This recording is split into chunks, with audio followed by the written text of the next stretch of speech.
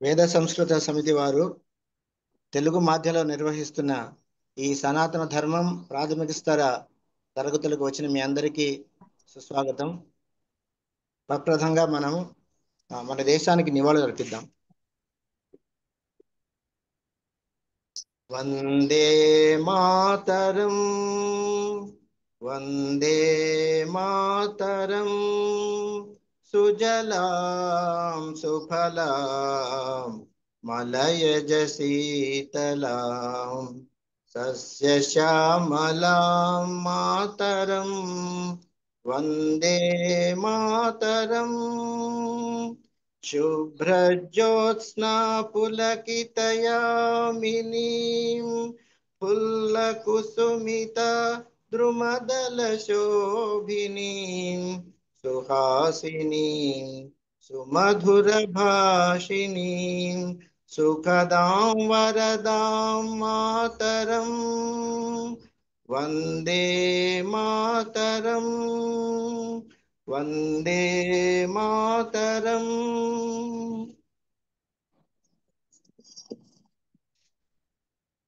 ఇప్పుడు హైమవతి గారు ప్రార్థన చేస్తారు. నమస్కారం అండి. ప్రార్థనకు ముందు ఒక్క నిమిషం మెడిటేషన్ 3 సార్లు ఓంకారం చేస్తాం. ఓం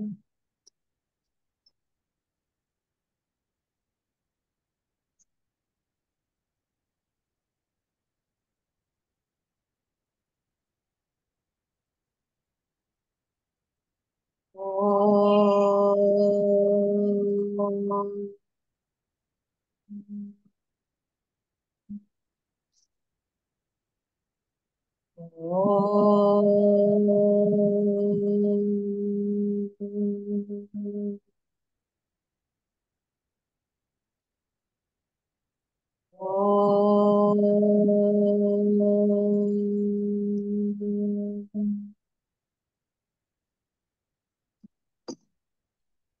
ఓం గణానాత్వా గణపతిగం హవామహే కవిం కవీనాముపమశ్రవస్తమం జ్యేష్ఠరాజం బ్రహ్మణాం బ్రహ్మణస్పత ఆనశ్వన్నోతిభిः సీదసాదనం.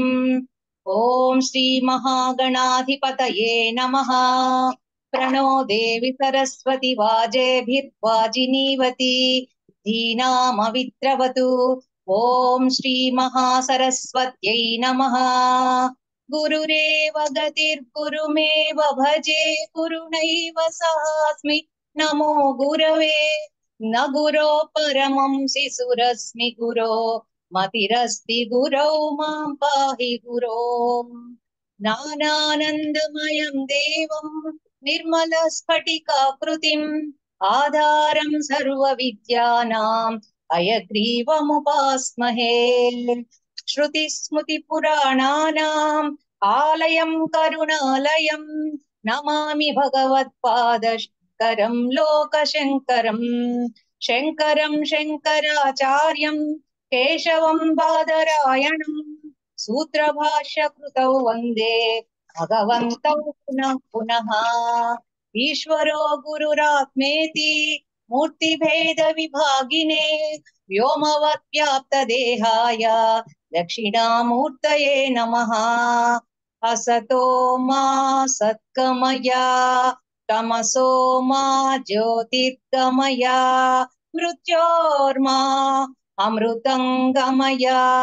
ఓం శాంతి శాంతి శాంతి. మాతృదేవో భవ పితృదేవో భవ ఆచార్య దేవో భవ అతిథి దేవో భవ. ఓం సహనా భవతు సహనౌ భునక్తు సహ వీర్యం కరవావహి తేజస్వినావధీతమస్తు మా విద్విషావహై. ఓం శాంతి శాంతి శాంతి.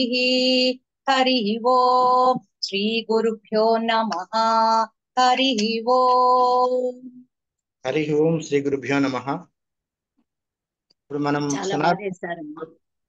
సనాతన ధర్మంలో భాగమైనటువంటి షోడశ సంస్కారాల గురించి కొన్ని గత శనివారం తెలుసుకున్నాము. ఇప్పుడు మిగతావి చెప్పాల్సిందిగా మన అందరము విశాలాక్షి గారిని కోరుతాం. ఓం శ్రీ మహాగణాధిపతయే నమః. ఓం శ్రీ పార్వతీ రాజరాజేశ్వరాభ్యాం నమః. ఓం శ్రీ మేధా దక్షిణామూర్తయే నమః. ఓం శ్రీ మహాసరస్వత్యై నమః. ఓం శివాయ గురవే నమః. ఓం నమః శివాయై చ నమః శివాయ. ఓం నమః శివాయ. ద్వైపాయన ప్రకృతి శాపాయుధ త్రిదివస సోపాన ధూళి చరణ పాపాపహస్వమనుజాపానులీల జనతాపాపనోద నిపుణ నీపాలయాసురపిధూపాలకాదురిత కూపాదుదంచయతు మాం రూపాధికా శిఖరి భూపాల వంశమణి దీపాయితా భగవతి. మనం షోడశ సంస్కారాలలో 4 సంస్కారాల గురించి చెప్పుకున్నాము కిందటి వారము. ఇప్పుడు 5వ సంస్కారమైన నామకరణ సంస్కారం. దీన్ని బాలసారే బారసాల అనే దీన్ని కూడా అంటూ ఉంటారు. అంటే కొంతమంది బాలసారే సమయంలోనే కూడా నామకరణాన్ని చేసుకుంటూ ఉంటారు. కనుక నామము అసలు ఎందుకు పెట్టుకోవాలి, నామకరణ సంస్కారం విశిష్టత ఏమిటి అన్నది తెలుసుకుందాము. దీన్ని చాలా వేడుకగా బంధువుల్ని, స్నేహితుల్ని అందరినీ కూడా పిలిచి చేసుకుంటారు. శిశువు పుట్టినప్పుడు శిశువుకి అసలు ఏ పేరు ఉండదు కదా. ఫలానా ఆమె కూతురు అని అంటూ తల్లి పేరు మీద గాని, ఫలానా వారి కొడుకు అంటూ ఆ శిశువు యొక్క తండ్రి కొడుకుగా కానీ చెప్తూ ఉంటారు. లోక వ్యవహారానికి పేరు అనేది ఉండాలి. తల్లిదండ్రులు, బంధువులు, స్నేహితులు, ఇంటి పక్కల వాళ్ళు గాని అందరూ పిలవడానికి ఒక పేరు ఉండాలి కదా. పాఠశాలకి, గురుకులాలకి వెళ్ళాలి అంటే కూడా పేరుండాలి. పేరు తెచ్చుకోవడానికి పేరుండాలి. కాళిదాస మహాకవి, వ్యాస భగవానులు, వాల్మీకి మహర్షి అలా అంటాము. పేర్లు ఉండాలి మనిషికి, వ్యవహారానికి. తర్వాత వైదిక కర్మలను ఆచరించేటప్పుడు, నిత్య నైమిత్తిక కర్మలకి, పూజలకి కూడా, వివాహ సమయాల్లో, ఉపనయన సమయాల్లో అన్ని చోట్ల కూడా మనం పేరు పెట్టుకుంటాము. కనుక ఆ పేరుని మనం చెప్పాల్సి వస్తుంది. 3 తరాల వారిది. తన పేరు పితృ పితామహ ప్రపితామకుల, అంటే తనది కాక 3 వంశీయులు, వారి పేర్లు కూడా చెప్పాలి. కనుక పేరు అనేది లోక వ్యవహారానికి చాలా అవసరం. మనం స్థలాలు, ఇళ్ళు వాకిళ్ళు కొనుక్కున్నప్పుడు గాని, అమ్మాలంటే గాని, ఏ వ్యవహారానికైనా కూడా, ఘనకార్యాలు సాధించినప్పుడు కూడా ఫలానా వారు అని అంటారు. సో పేరు చాలా అవసరం. కనుక ఇంత గొప్పదైనటువంటి ఈ పేరు పెట్టే ఆ నామకరణ సమయాన్ని మనం మహోత్సవము అంటాము. నామకరణ మహోత్సవం, మహాన్ ఉత్సవం. ఉత్తు అంటే పైకి, సవము అంటే యాగము, యజ్ఞము, ఉత్సవము అంటే గొప్ప యాగము, గొప్ప యజ్ఞము. మనం నిజానికి చాలా ఉత్సవాలు చేసుకుంటున్నాము అంటాము. అంటే అవన్నీ కూడా గొప్ప యాగాలన్నమాట. నామకరణం అనేది కూడా అలాంటిది. నామకరణం వల్ల వృద్ధి కలుగుతుంది, యశో వృద్ధి కలుగుతుంది, ఐశ్వర్య వృద్ధి కలుగుతుంది. అస్సలు తల్లిదండ్రులు పిల్లలకి ఎందుకు పేర్లు పెడతారంటేట, పిల్లల వ్యవహారం అన్నది పక్కన పెడితే తల్లిదండ్రులు తాము తరించడానికి, ముక్తి పొందడానికి పిల్లలకి పేర్లు పెట్టుకుంటారట. మనకి అజామిళుడి కథ తెలిసిందే కదా. కనుక మనం ఎంత ధార్మిక జీవనమే గడిపినా, ఎలాంటి జీవితం గడిపినా, మనిషికి జీవిత ప్రారంభం నుంచి పరమాత్మను, భగవంతుణ్ణి స్మరిస్తూ ఉంటేనే అంత్యకాలంలో అది గుర్తుకొస్తుంది. లేనప్పుడు గుర్తు రాదు.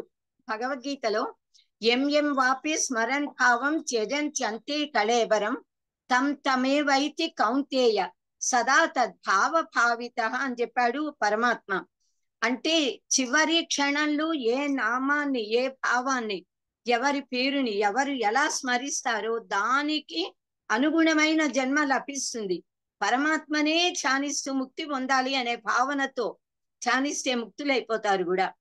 మనకి జీవితం అంతా ఎలా గడిపినా అవసాన దశలో అందరికీ ఖచ్చితంగా చిట్ట చివరిలో పిల్లల మీద మోహం ఉంటుంది. ఆ పిల్లలని పిలుస్తాము, పిల్లల్ని చూడాలని ఉంటుంది. కనుక ఆ పిల్లలని పేరుతో పిలిచేటప్పుడు ఆ పేర్లు గనక దైవనామాలు అయితే చివరి దశలో దైవనామ స్మరణ చేసిన ఫలం మనకి లభించి దాని వల్ల ముక్తి పొందగలుగుతాము, లేదా ఉత్తమ జన్మలు వస్తాయి. కనుక దైవనామాలని మనకి పిల్లలకి పేర్లుగా పెట్టుకోవాలి అని అంటాము. అందుకని పేరు పెట్టాలి పిల్లలకి మనం తరించడానికి. అజామీలుడి కథ మనందరికీ తెలిసిందే. ఆ అజామీలుడు సద్బ్రాహ్మణ వంశంలో పుట్టాడు. వేద శాస్త్రాలను అధ్యయనం చేశాడు. తల్లిని, తండ్రిని, గురువులని ఎంతో భక్తితో పెద్దల్ని, వృద్ధుల్ని అందరినీ సేవించాడు. యోగ్యురాలైన మంచి శీలవతి అయిన రూపవతి అయిన అమ్మాయితో అతనికి వివాహం జరిపించారు తల్లిదండ్రులు.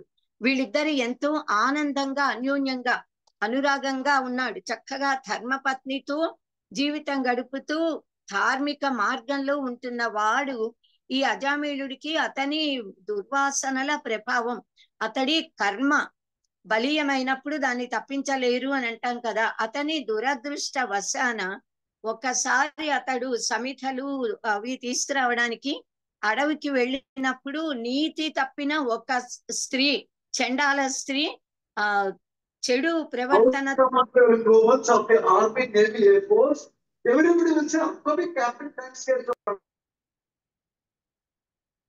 హరిఓం. దయచేసి మీరందరూ కూడా మీ ఆడియోలు, వీడియోలు అన్ని మ్యూట్ చేసుకోండి. మీ ఇంట్లో పెట్టుకోవద్దేవి కూడా. క్లాస్ వినేటప్పుడు కాన్సన్ట్రేషన్ ఉండాలి. మీరు మాట్లాడినా మ్యూట్ చేసుకోండి.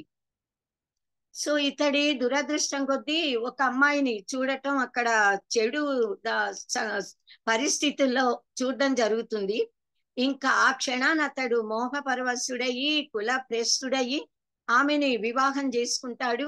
తన తల్లిదండ్రులని, కుల సతిని, ధర్మపత్నిని విస్మరించి ధర్మదూరుడై ఆ పరాంగన ఆమె నిజానికి, కానీ ఆమెని పరిణయమాడి పిల్లల్ని కంటాడు.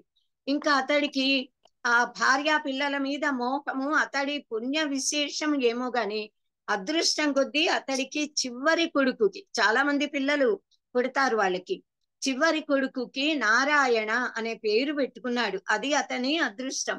జీవితకాలం అంతా గడిచిపోయింది. వార్ధక్యం వచ్చింది. వృద్ధాప్యము రాగానే రోగాలు వస్తాయి. అతను బెడ్ రిడన్ అంటామే, అలా రోగగ్రస్తుడై మంచం మీద పడ్డాడు. అతడికి ఇంకా అవసాన కాలం సమీపించింది. ఇంకా అతడు బ్రతకడు, వెళ్ళిపోతానని అతనికే తెలిసింది. అందరూ భావించారు. అతను అలా ఏమీ మాట్లాడలేని స్థితిలో మంచం మీద పడుకుని ఉన్నాడు. అవసాన దశ అని అతడికి తెలుస్తోంది. అలా అతను అపస్మారక స్థితిలోకి వెళ్ళిపోయాడు, స్పృహ తప్పిపోయాడు. అంటే అతడి కళ్ళు చూడట్లేదు, కానీ అతని ఆత్మకి అతనికి ఇటువైపు అటువైపు రెండు వైపులా కూడా యమకింకరులు దర్శనమిచ్చారు.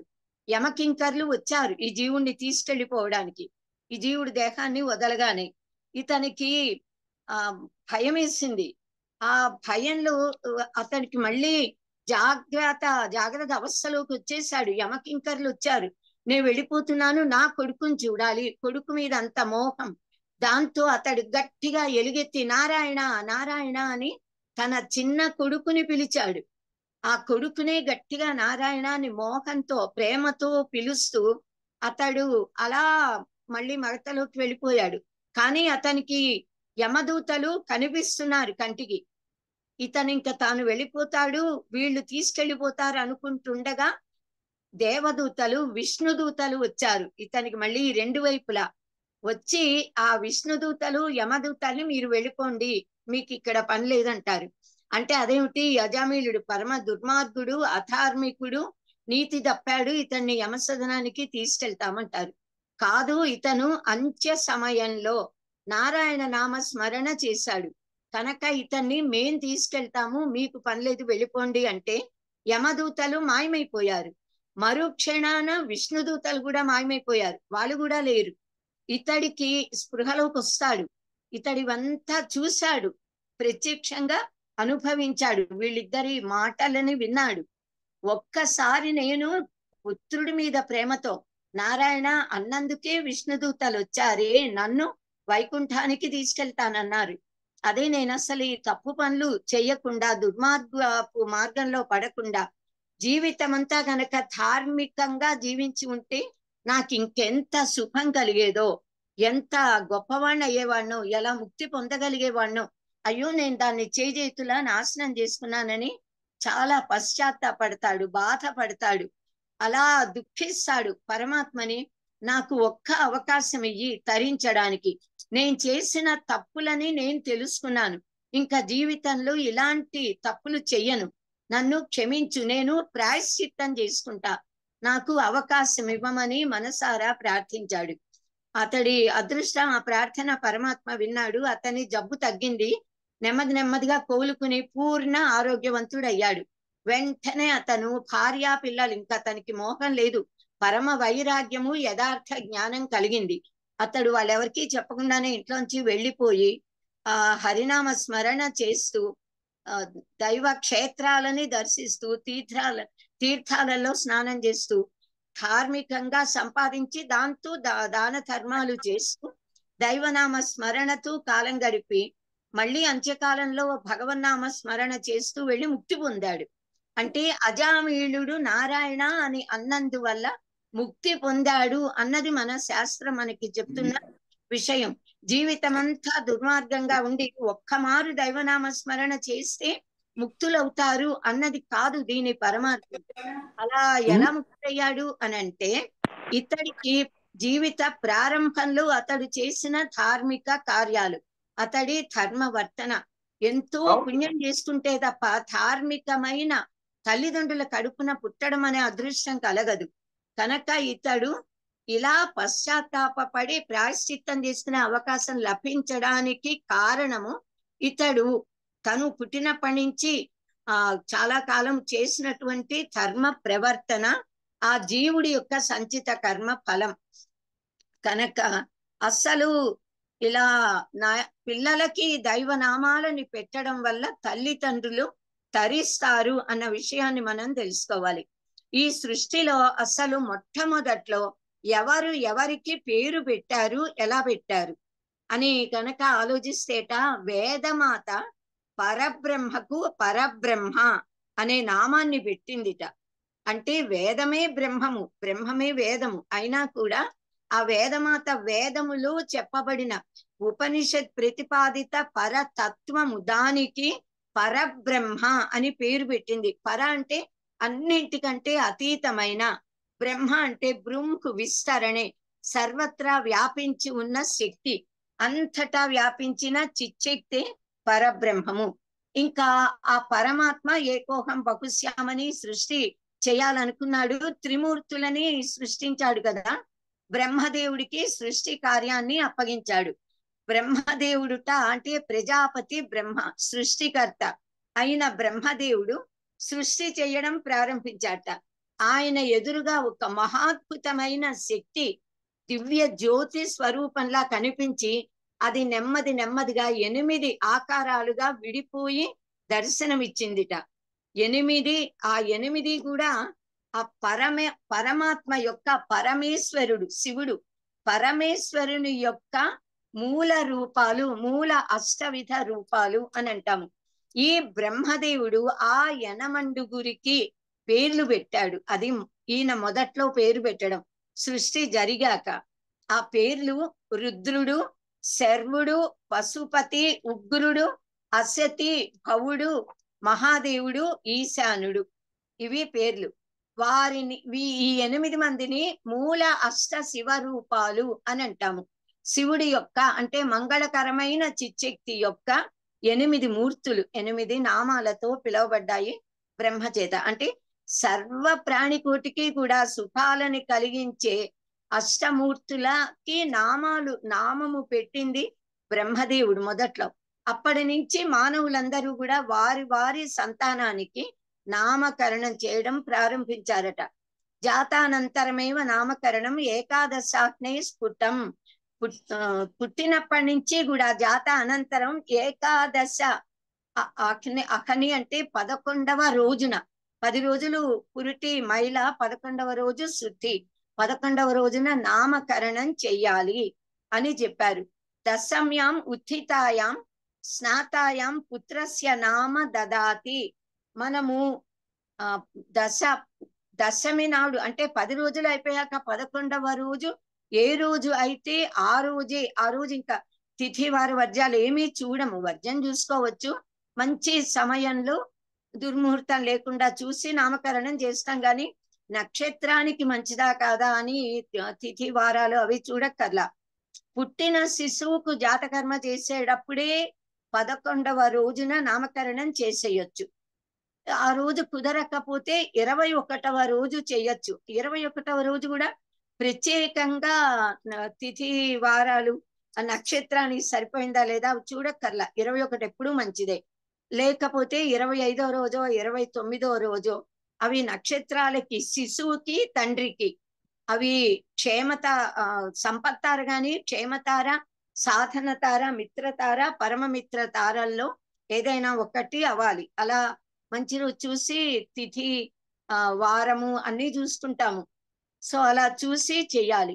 ఆ నామకరణం చేసిన రోజున, నామకరణం చెయ్యడం అయిన తరువాత శిశువును ఉయ్యాలలో వేసి ఊపుతూ ఉత్సవము చేస్తాము.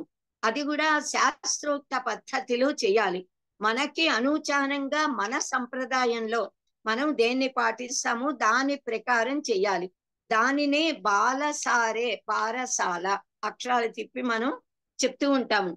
ఆయుర్వర్చోభివృద్ధిశ్చ సిద్ధిర్ వ్యవహృతేస్తథా నామకర్మ ఫలంత్వేత సముత్తిష్టం మనీషిభిః అని చెప్పారు ధర్మశాస్త్రంలో.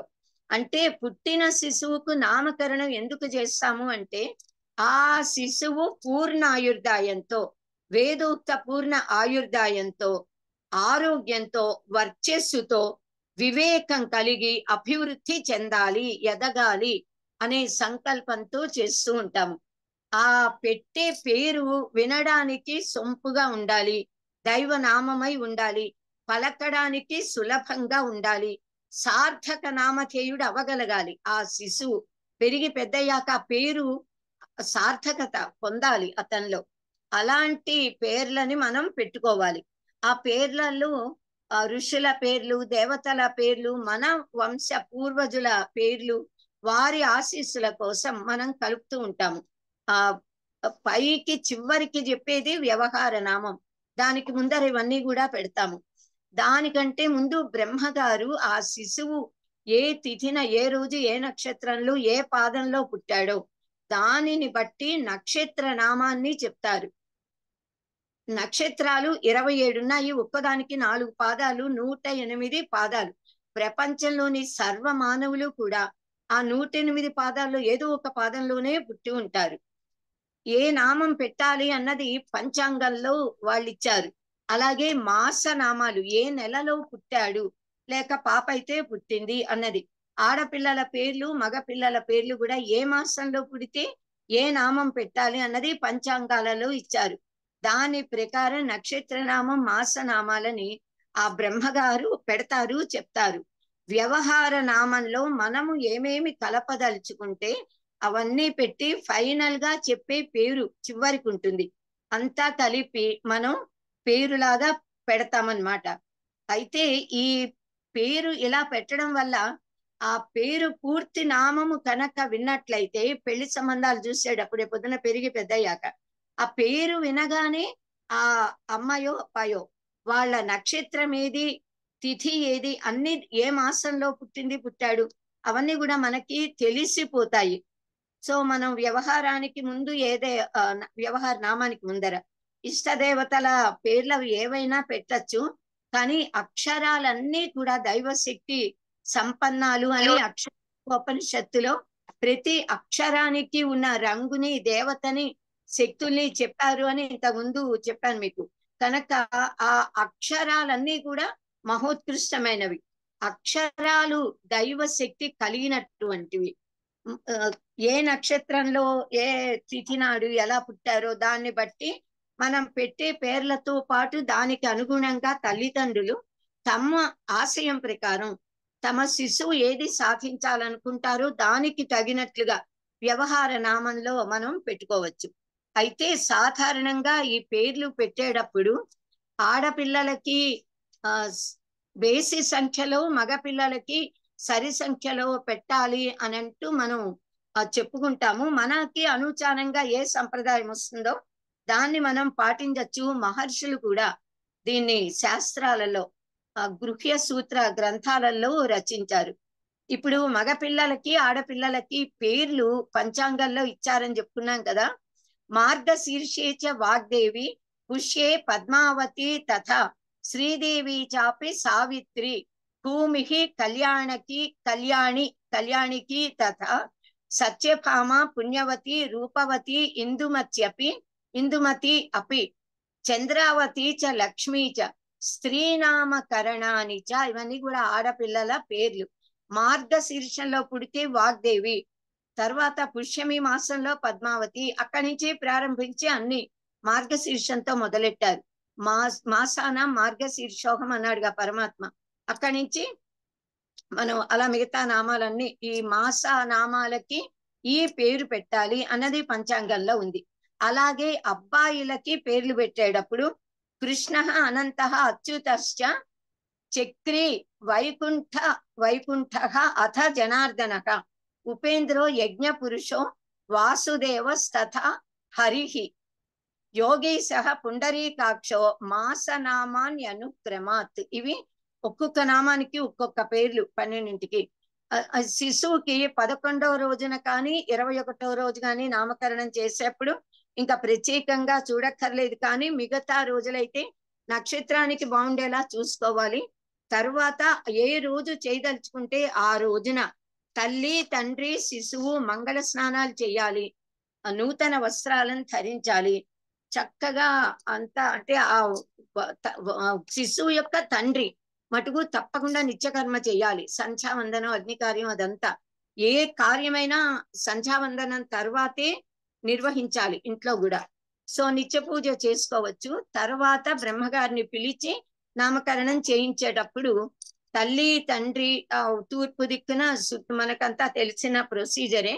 సో అలా శుద్ధమైన నేల మీద పీటలు వేసుకుని అష్టదళ పద్మం వేసిన చోటేమో దేవతలని ప్రతిష్టాపన చేయడానికి కావలసిన సామాన్లని ఒక పెద్ద వెండి పళ్ళెంలో నిండా బియ్యం పోసి తెచ్చుకోవాలి. తర్వాత ఇంకొక చిన్న వెండి పళ్ళెంలో కానీ తమలపాకు మీదైనా కొద్ది బియ్యం వేసి అక్షతలు వేసి దాని మీద పసుపు గణపతిని పెట్టాలి. ఎప్పుడు కూడా ముందు గణపతి పూజ, షోడశోపచార పూజ, హారతి, నైవేద్యం అయ్యాక హారతి ఇచ్చి ఉద్వాసన చెప్పి ఆ పళ్ళాన్ని ఆకును పక్కన పెట్టి అప్పుడు నామకరణ ప్రాసెస్ అన్నమాట. ఇదంతా కూడా ప్రారంభమవుతుంది. మామూలుగా మనం మన ఆంధ్రుల సంప్రదాయంలో ఏ క్రతువుకి కార్యాలకైనా భార్య భర్త యొక్క ఎడం వైపున కూర్చుంటుంది. కానీ కేవలము నామకరణానికి మట్టుకు భార్య కుడి వైపున కూర్చుంటుందిట భర్తకి. సో అలా పీట్ల మీద వీళ్ళు కూర్చోవాలి. ఆ గణపతి పూజ అయ్యాక నామకరణ ముహూర్త సుముహూర్తోస్తు అని అనుకోవాలి. అలా ముహూర్తాన్ని కూడా మనం భావన చేయాలి. బ్రహ్మగారు చెప్తారు, తండ్రి కూడా చెప్పాలి. ఈ వేలికి దర్భ ఉంగరాన్ని ధరింపజేస్తారు. అది చాలా పవిత్రమైనది. ఆ దర్భ ఉంగరంతో కానీ రాళ్ళు లేని బంగారు ఉంగరం తీసుకుని ఈ శిశువుని ఒళ్ళో కూర్చోబెట్టుకుని తండ్రి ఆ వెండి పళ్ళెంలో బియ్యం పోసారు కదా, ఆ వెండి పళ్ళాన్ని చేత్తో పట్టుకుని దాంట్లో అడ్డంగా 2 గీతలు గీయాలి. 2 గీతలు గీస్తే 3 భాగాలుగా ఏర్పడుతుంది. పై భాగంలో నక్షత్ర నామాన్ని లిఖించాలి. మధ్య ఉన్నటువంటి ఆ భాగంలో మధ్య భాగంలో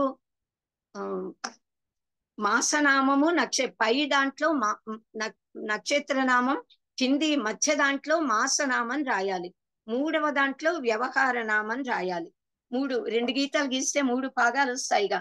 ఆ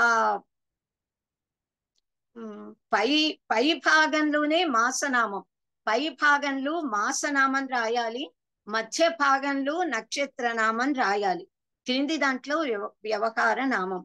మాసనామము ఏది అవుతుందో, ఏ నెలలో పుట్టాడో దాన్ని బట్టి బ్రహ్మగారు చెప్తారు, పంచాంగంలో ఉంటుంది. ఆ నామాన్ని చెప్పి మాసనామాసి శ్రీకి, మాసనామ అసి, ఆ నామము నీ మాసనామము, అది మాసనామముగా కలవాడి అయ్యావు అని చెప్పి శ్రీహి అని అక్కడ మాసనామాన్ని రాయాలి తండ్రి. మధ్య భాగంలో జన్మ నక్షత్రాన్ని బట్టిన నామం, నక్షత్ర నామము ఆ నక్షత్ర నామము రాసి నక్షత్ర నామాసి శ్రీహి అని ఆ నక్షత్ర నామాన్ని రాయాలి. కింద వ్యవహార నామంలో ఇష్ట దేవతలు, కులదేవతలు, తాత సాధారణంగా కొడుకు ఎప్పుడు కూడా తండ్రి గారి పేరు అంటే తాతగారి పేరు శివ మనవడికి పెట్టుకుంటాడు, తల్లి పేరు మనవరాలికి పెడతారు, కలుపుతారు అందులో కొద్దిగా. తర్వాత వీరు పెట్టదలుచుకున్న పేరుని పెడతారు. ఆ పేరు పెట్టి వ్యవహార నామాసి శ్రీహి అని ఆ నామాన్ని రాస్తారనమాట. అలా రాసిన తరువాత ఇంకా చాలా ప్రొసీజర్ అయ్యాక ఆ శిశువు చెవిలో చెప్తారు. కానీ ఆ శిశువు చెవిలో మొదట్లో తాను రాసినటువంటి ఆ మాసనామాన్ని కుడి చెవిలో 3 సార్లు తండ్రి చెప్పి ఆశీర్వదించాలి అనమాట. ఆశీర్వదించి ఎలా అంటే దీర్ఘాయుష్మాన్ భవ దీర్ఘాయుష్మతి భవ ఆడపిల్ల అయితే అలా మాసనామం ధృత్వా ఆయుష్మతి భవ దీర్ఘాయుష్మాన్ భవ. అలాగే నక్షత్ర నామము చెవిలో 3 సార్లు చెప్పి నక్షత్ర నామ ధృత్వా దీర్ఘాయుష్మతి భవ దీర్ఘాయుష్మాన్ భవ చిరంజీవ వర్ధస్వ అలా ఆశీర్వదించాలి. అలాగే వ్యవహార నామాన్ని 3 సార్లు చెవిలో చెప్పి వ్యవహార నామ ధృత్వా ఆయుష్మతి భవ ఆయుష్మాన్ భవ దీర్ఘాయుష్మాన్ భవ వర్ధస్వ అనంటూ ఇలా ఆశీర్వదించాలన్నమాట. తండ్రి ముందు, తర్వాత తల్లి చెప్పాలి, తర్వాత నాయనమ్మ తాతయ్య బంధువులు అమ్మమ్మ తాతలు బంధువులు అందరూ కూడా పేర్లు చెప్పచ్చు. అయితే ఇది దీనికంటే ముందర ఎప్పుడైతే ఈ శిశువు పాపో బాబో వారి తండ్రి ఆ వెండి పళ్ళెంలో గీతలు గీసి పేర్లు రాసి ఆ పూర్తి వ్యవహార నామాన్ని కూడా రాస్తాడు.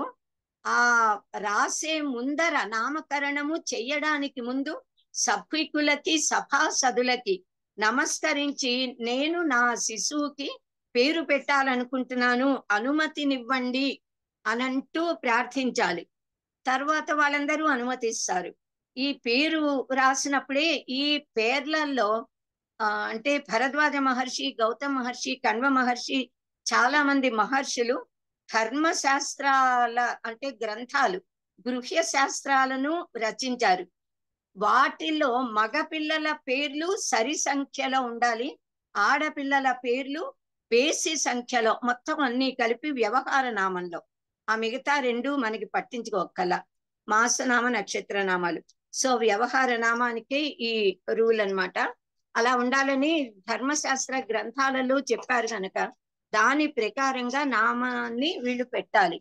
ఇంకా అలా పేర్లు పళ్ళెంలు రాయడం పూర్తయిన తరువాత ఆ పళ్ళాన్ని కింద పెట్టి ఆ వెండి పళ్ళాన్ని ముగ్గు వేసి ఉంటారు కదా, ఆ ముగ్గు మీద పెట్టాలి. ఈ నామాలకి అధిష్టాన దేవతలు ఉంటారు. మాస నామానికి, నక్షత్ర నామానికి, వ్యవహార నామానికి. ఈ నామ దేవతలను షోడశోపచారాలతో పూజించాలి. నామదేవతలని పూజించి హారతివ్వాలి, నైవేద్యం పెట్టి హారతివ్వాలి.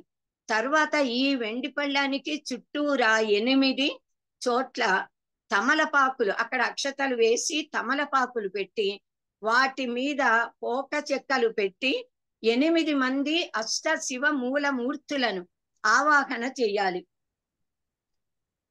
అంటే ఈ పరమేశ్వరుడి అష్టరూపాలు రుద్రుడు, శర్వుడు, పశుపతి, ఉగ్రుడు, అసతి, భవుడు, మహాదేవుడు, ఈశానుడు. ఆ 8 మందిని ఆవాహన చేసి ఆ 8 మందిని పూజించాలి. షోడశ ఉపచారాలతో పూజించాలి, నైవేద్యం పెట్టాలి, మంగళ హారతిచ్చి నమస్కరించాలి. ఆ తరువాత సభకు నమస్కరించి వారి అనుమతి తీసుకుని శిశువుకి చెవిలో పేరు చెప్తాడనమాట. గట్టిగా వినిపించేలా వ్యవహార నామాన్ని చెప్తాడు. అందరూ ఆ వ్యవహార నామాన్ని వింటారు సభికులు.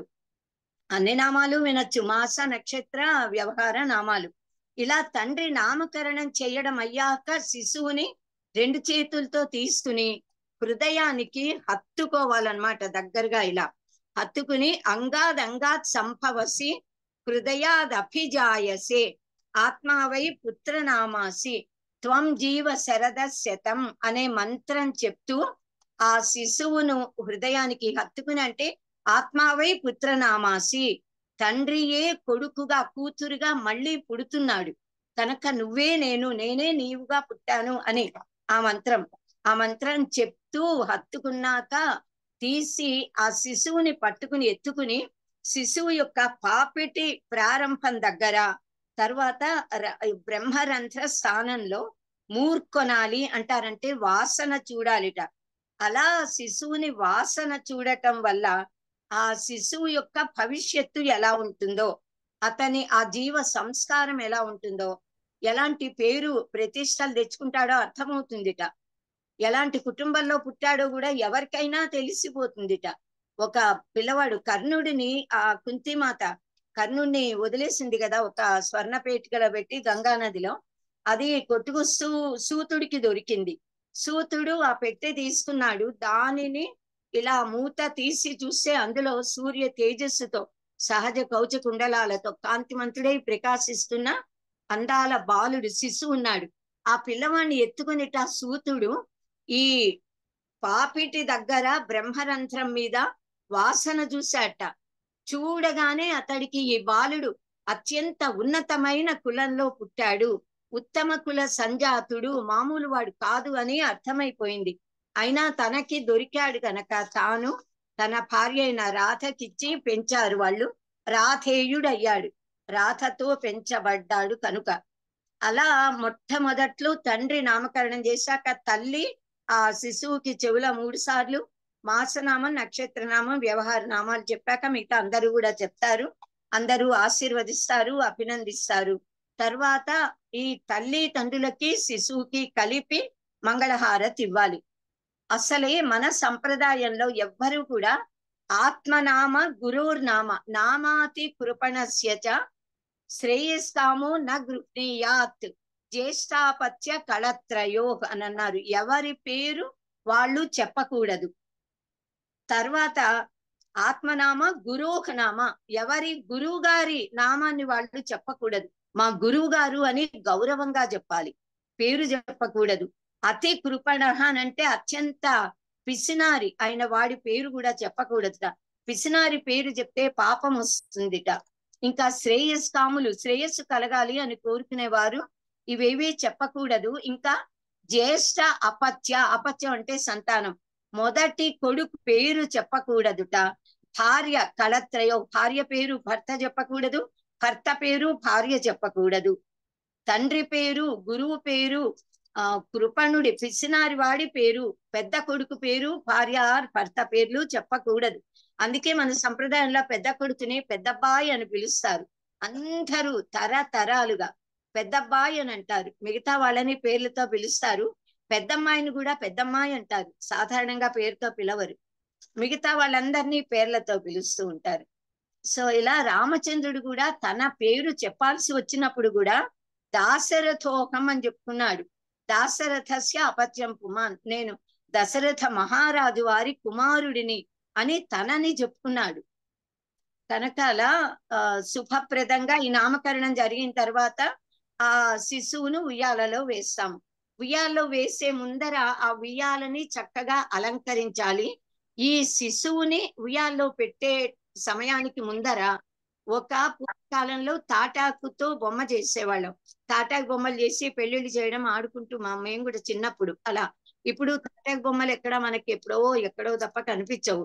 చెక్క బొమ్మలు కానీ, ఒక తాటాకు బొమ్మ కానీ, చెక్క బొమ్మ కానీ, లేదా ప్లాస్టిక్ బొమ్మ అయినా ఏదో ఒక బొమ్మని తీసుకుని అందులోకి పరమాత్మని, సాక్షాత్తు మంగళగౌరీ దేవిని ఆవాహన చేసి ప్రార్థించి పూజించి ఆ బొమ్మని, అమ్మ నీవెప్పుడు నా శిశువుకు రక్షగా ఉండు అని ఉయ్యాలలో ముందు ఆ బొమ్మని పడుకోబెట్టాలి. ఒక పక్కన కుడివైపుకి పెట్టి తర్వాత ఈ శిశువుని ఉయ్యాల్లో వేసేటప్పుడు కుడివైపు తల ఉండేలా తల్లి పడుకోబెట్టాలి. అయితే మనకు ఒక ప్రొసీజర్ ఉంది. తల్లి బిడ్డని చేతిలో పట్టుకుని తూర్పు ముఖంగా అభిముఖంగా నుంచుంటే అటువైపు ముందు నాయనమ్మ నుంచోవాలి. ఆ పిల్లవాడి నాయన, ఈ అమ్మాయి అత్తగారు. ఎందుకంటే వాళ్ళ వంశము అమ్మాయి కనుక. ఈ శిశువుని మనం ఉయ్యాల మీద నుంచి అలంకరించిన ఉయ్యాల మీద నుంచి ఆవిడ చేతిలో పెడితే ఆవిడ ఉయ్యాల కింద నుంచి ఈ తల్లి చేతిలోకి అందిస్తుంది. అలా 3 సార్లు పైనుంచి ఇవ్వడం, కింది నుంచి తీసుకోవడం. తరువాత ఆడబడుచు చేతికి ఇవ్వాలి. ఆడబడుచు చేతికి ఇచ్చి అలాగే తీసుకున్నాక ఈ అమ్మాయి తల్లి చేతికి ఇవ్వాలి. అలాగే తల్లి అంటే అమ్మమ్మ శిశువుకి ఇస్తుంది. ఇంకా సాధారణంగా మరీ ఎక్కువ తిప్పితే పిల్లలు ఏడుస్తారు, భయపడతారని ఆపేస్తారు. ఒక్కొక్కసారి ఇచ్చినా చాలు. ఒక్క అత్తగారికి 3 సార్లు ఇచ్చి మిగతా అందరికీ ఒక్కసారి ఇచ్చినా పైనుంచి ఇలా తీసుకుని ఆడపడుచులు, అమ్మమ్మలు, పిన్నులు, ఈ అమ్మాయి అక్క పెద్దవాళ్ళు ఎవరైనా ఉంటే వాళ్ళ చేతులకి, మేనత్తల చేతులకు కూడా ఇస్తారు. అలా ఫైనల్ గా తీసుకున్నాక ఈ అమ్మాయి తూర్పు వైపుకి శిశువు తల ఉండేలా ఉయ్యాల్లో పడుకోబెట్టాలి. పడుకోబెట్టి ఊపితే ఉయ్యాల్లో పెడితే పిల్లలు హాయిగా నిద్రపోతారు. ఇంకా తర్వాత పాప అలసిపోయి ఉంటుంది గనక ఇంకా పాపకి పాలది తాగించాలి. ఖచ్చితంగా దృష్టి దోష పరిహారార్థం దిష్టి తీయాలి ఆ పాపకి. సో ఇది నామకరణ మహోత్సవము. ఇంకా 6వది నిష్క్రమణము అనే సంస్కారం. నిష్క్రమణం, నిష్క్రమణం అంటే నిష్క్రమించడం అంటుంటాంగా మనం, బయటికి వెళ్ళడం అన్నమాట. ఈ శిశువు 9 నెలల పైన తల్లి గర్భంలో ఆ చీకటిలో అలాగే ఉంది కదా, ఆ వెచ్చదనము చీకటికి అలవాటైపోయి ఉంటుంది. నెమ్మదిగా ఒకేసారి ఇంత సూర్య రశ్మిని, వెలుగును, కాంతిని, వేడి పాప భరించలేదు, చల్లదనాన్ని గాని. అందుకని పుట్టగానే 3 నెలలు కనీసం ఒకే గదిలో, పైగా ఆ అమ్మాయి బాలింతరాలు గనక శ్రమ పడలేదు. శారీరకంగా రోగ నిరోధక శక్తి తక్కువ ఉంటుంది, ఆ సమయంలో బలహీనంగా ఉంటుంది కనుక అమ్మాయి ఎక్కువ కష్టపడదు. శిశువుని దగ్గరుంచి కట్టెలు కూడా వేస్తారు, ఎండ వెలుగు పెద్ద లోపలికి రాకుండా. అలా నెమ్మదిగా ఉంచి ఒక 3 నెలలు అలా ఉన్నాక నెమ్మదిగా ఆ పాప, ఆ బాబు శిశువు తల్లిని గుర్తుపట్టడం మొదలెడుతుంది. తర్వాత తండ్రిని, తర్వాత ఇంట్లో ఉన్న సభ్యులు పలకరించే వాళ్ళని ఆ స్వరం విని చూసి కూడా గుర్తుపడుతూ ఉంటుంది. నెమ్మదిగా నవ్వటం, స్పందించడం స్పర్శకి. అలా 3 నెలలు అయిన తరువాత మొట్టమొదటిసారిగా 4వ నెల వచ్చాక ఈ పాపని ఏ తిథి నాడైతే ఈ పాప పుట్టిందో అదే తిథి నాడు బయటికి యాగశాలకి మొదటిసారిగా తీసుకెళ్ళాలి. యాగశాలకి తీసుకెళ్ళి అక్కడ తల్లి తండ్రి ఈ శిశువుని తండ్రి ఒళ్ళో కూర్చోబెట్టుకుని వారిద్దరూ కలిసి యాగం చేయాలి. బ్రహ్మగారు ఉండాలి, సూర్య భగవాను, అగ్నిహోత్రుణ్ణి ముందు ప్రార్థించాలి. అగ్ని తర్వాత సూర్య భగవాను స్తోత్రిస్తారు. తరువాత సర్వదేవి దేవతలని, దిక్పాలకులు, దేవేంద్రుడు, త్రిమూర్తులు, కులదేవతలు అందరినీ కూడా, ఇష్ట దేవతల్ని అందరినీ ఆవాహన చేసి హవిస్సులు సమర్పిస్తారు. అలా పూజ యజ్ఞ విధి పూర్తయ్యాక ఆ బ్రహ్మగారు ఆశీర్వదిస్తాడు వీళ్ళని. వీళ్ళు దక్షిణ తాంబూలాలు ఇచ్చి ఆయన్ని సంతృప్తి పరచాలి. దగ్గరి బంధువులు కొద్ది మందిని మాత్రమే పిలుస్తారు అక్కడ. ఈ శిశువు 4వ నెల నిండిన అదే తిథి నాడని చెప్తున్నాము, 4వ నెలలో అన్నమాట. కనుక ఆ తిథి దేవతని కూడా అక్కడ పూజిస్తారు. ఈ పాప యొక్క నక్షత్ర దేవతని కూడా పూజింపజేస్తారు సాధారణంగా బ్రహ్మగారు, శుభం కలగడానికని. ఈ శిశువుకి ఎలాంటి బాల అరిష్టాలు, బాల గ్రహాలు సోకకుండా, నర దృష్టి తగలకుండా ఉండడానికి పంచభూతముల నుంచి, సూర్య భగవానుడి నుంచి రక్షణ కలగాలి, దేవేంద్రుడి రక్షణ ఉండాలి, నవగ్రహ దేవతల ఆశీస్సులు రక్షణ ఉండాలి, అగ్నిహోత్రుడి యొక్క అనుగ్రహం ఉండాలి ముఖ్యంగా. అందుకని ఇలా యజ్ఞాన్ని నిర్వహించి ఆ శిశువుని బ్రహ్మగారు, తల్లిదండ్రులు అందరూ కూడా ఆశీర్వదిస్తారు. దీర్ఘాయుష్మాన్ భవ, దీర్ఘాయుష్మతి భవ, ఆరోగ్యవాన్ భవ, యశస్వి భవ, ఇలా అన్ని కూడా. తర్వాత ఈ దంపతులకి హారతిస్తారు. వీళ్ళని పెద్దలు ఆశీర్వదిస్తారు. ఇంకా బ్రహ్మగారికి దక్షిణలు ఇచ్చి, భోజనం అది పెట్టి, తాంబూలాలు ఇచ్చి పంపించాక బంధువులందరికీ భోజనం పెట్టాలి. ఎంత ఎక్కువ మందికి అన్నదానం చేస్తే అంత శుభము ఈ శిశువుకి కలుగుతుంది. తర్వాత ఈ పిల్లవాడిని, శిశువుని బయటికి తీసుకొచ్చి మొదటిసారి సూర్య కిరణాలు సోకేలా తీసుకొచ్చి సూర్యనారాయణ దర్శనం చేయిస్తారు. అంటే కళ్ళతో చూడాలని కాదు, బయటికి తేవడమే, ఆ కిరణాలు పడటమే దర్శనం. ఈ తల్లి తండ్రి సూర్య భగవాను ప్రార్థించి మా శిశువుని కాపాడమని, ఆరోగ్యాన్ని, ఆయుర్దాయాన్ని, తేజస్సుని యశస్సుని ఇవ్వమని ప్రార్థిస్తారు. తర్వాత అందరూ భోజనాలు చేసి ఇళ్లకి వెళ్ళాక సాయంత్రము చల్లబడిన తరువాత ఈ శిశువుని అదే రోజు ఉద్యానవనానికి తీసుకెళ్తారు, బయటికి. అంటే ప్రకృతి మాత ఒడిలోకి తీసుకెళ్తున్నారు, ప్రకృతికి పరిచయం చేస్తున్నారు అన్నమాట. చల్లని గాలి ఆ శిశువు ఒంటికి తగిలి హాయిగా, ఆ హాయి అనే అనుభూతిని మొదటిసారి శిశువు అనుభవిస్తుంది. అక్కడ లేత నీరెండ ఉంటుంది, అది చాలా ఆరోగ్యకరం. ఆ తేజస్సు, కాంతి, నెమ్మది నెమ్మదిగా వెలుగుని చూడటం అలవాటు అవుతుంది. సాయంత్రం అంతా తీక్షణంగా ఉండదు కదా ఎండ తీవ్రత కూడా, కనుక అది చాలా ఆహ్లాదకరమైనటువంటి వాతావరణము. గార్డెన్ లో, పార్క్ లో అనేక వృక్షాలు, మొక్కలు, లతలు, తీగలు, పూలు, పళ్ళు అన్నీ ఉంటాయి. ఆ పూల సుగంధము, చక్కని వాతావరణం. ఆ వాతావరణము ఈ శిశువుకి ఆనందాన్ని, ఉల్లాసాన్ని తెలియకుండానే కలిగిస్తుంది. గ్రహ దేవతల అనుగ్రహం కలుగుతుంది. ఇలా బయటికి తీసుకెళ్లడం వల్ల శిశువుకి ఆరోగ్యము, ఆయుర్దాయము, శారీరక దృఢత్వం కలుగుతాయి. కనుక ఈ సంస్కారాన్ని మనం నిర్వహిస్తాము. ఏ శాస్త్ర విధి ముత్సృజ్య వర్తతే కామకారత న స సిద్ధిం అవాప్నోతి నా సుఖం నా పరాం గతిం అని గీతలో చెప్పారు పరమాత్మ. అందరూ కూడా శాస్త్రంలో చెప్పినట్లుగా పాటించాలి. శాస్త్రోక్త విధానంలో జీవితాన్ని గడపాలి. ఏ విషయంలో అయినా మనకి సందేహం కలిగితే తస్మాత్ శాస్త్రం ప్రమాణం తే అన్నారు. కార్యాకార్య విచక్షణం ఎప్పుడు కూడా. కనుక మనం శాస్త్రంలో ఉన్నది పాటించాలి. శాస్త్రంలో ఏం చెప్పారు తెలియకపోతే తెలిసిన పెద్దలని అడగాలి, వారు చెప్పినట్లుగా మనం నడుచుకోవాలి. అంతే తప్ప శాస్త్రాన్ని ధిక్కరించరాదు. కనుక శాస్త్రోక్త ప్రకారము ఎవరు జీవితం గడుపుతారో వారు సకల శుభాలు పొందుతారు. ఇంకా 7వ సంస్కారము అన్నప్రాసన. ఇది చాలా గొప్ప సంస్కారము, మానవులందరికీ కూడా అవసరమైన సంస్కారం. అస్సలు మనం అందరము పుట్టిందే అన్నంలో నుంచి.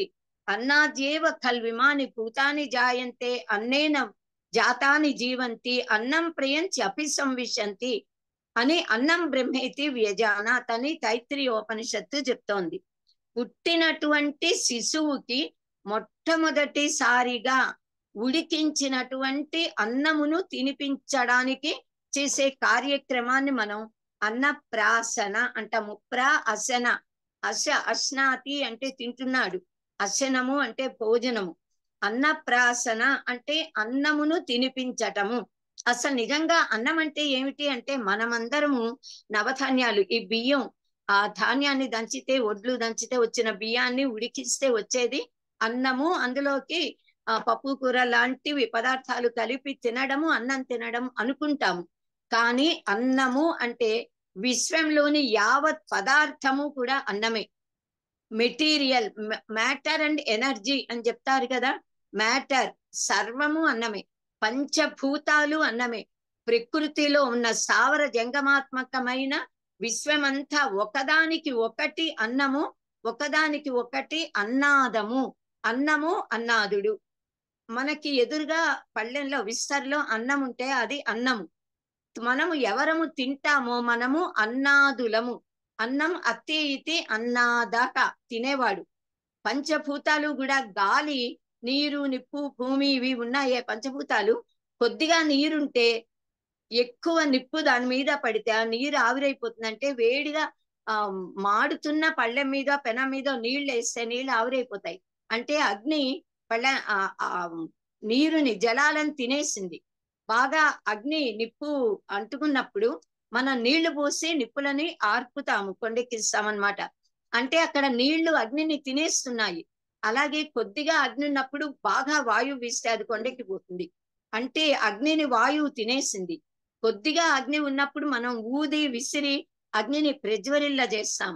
అంటే వాయువుని అగ్ని తింటోంది, వృద్ధి చెందుతోంది.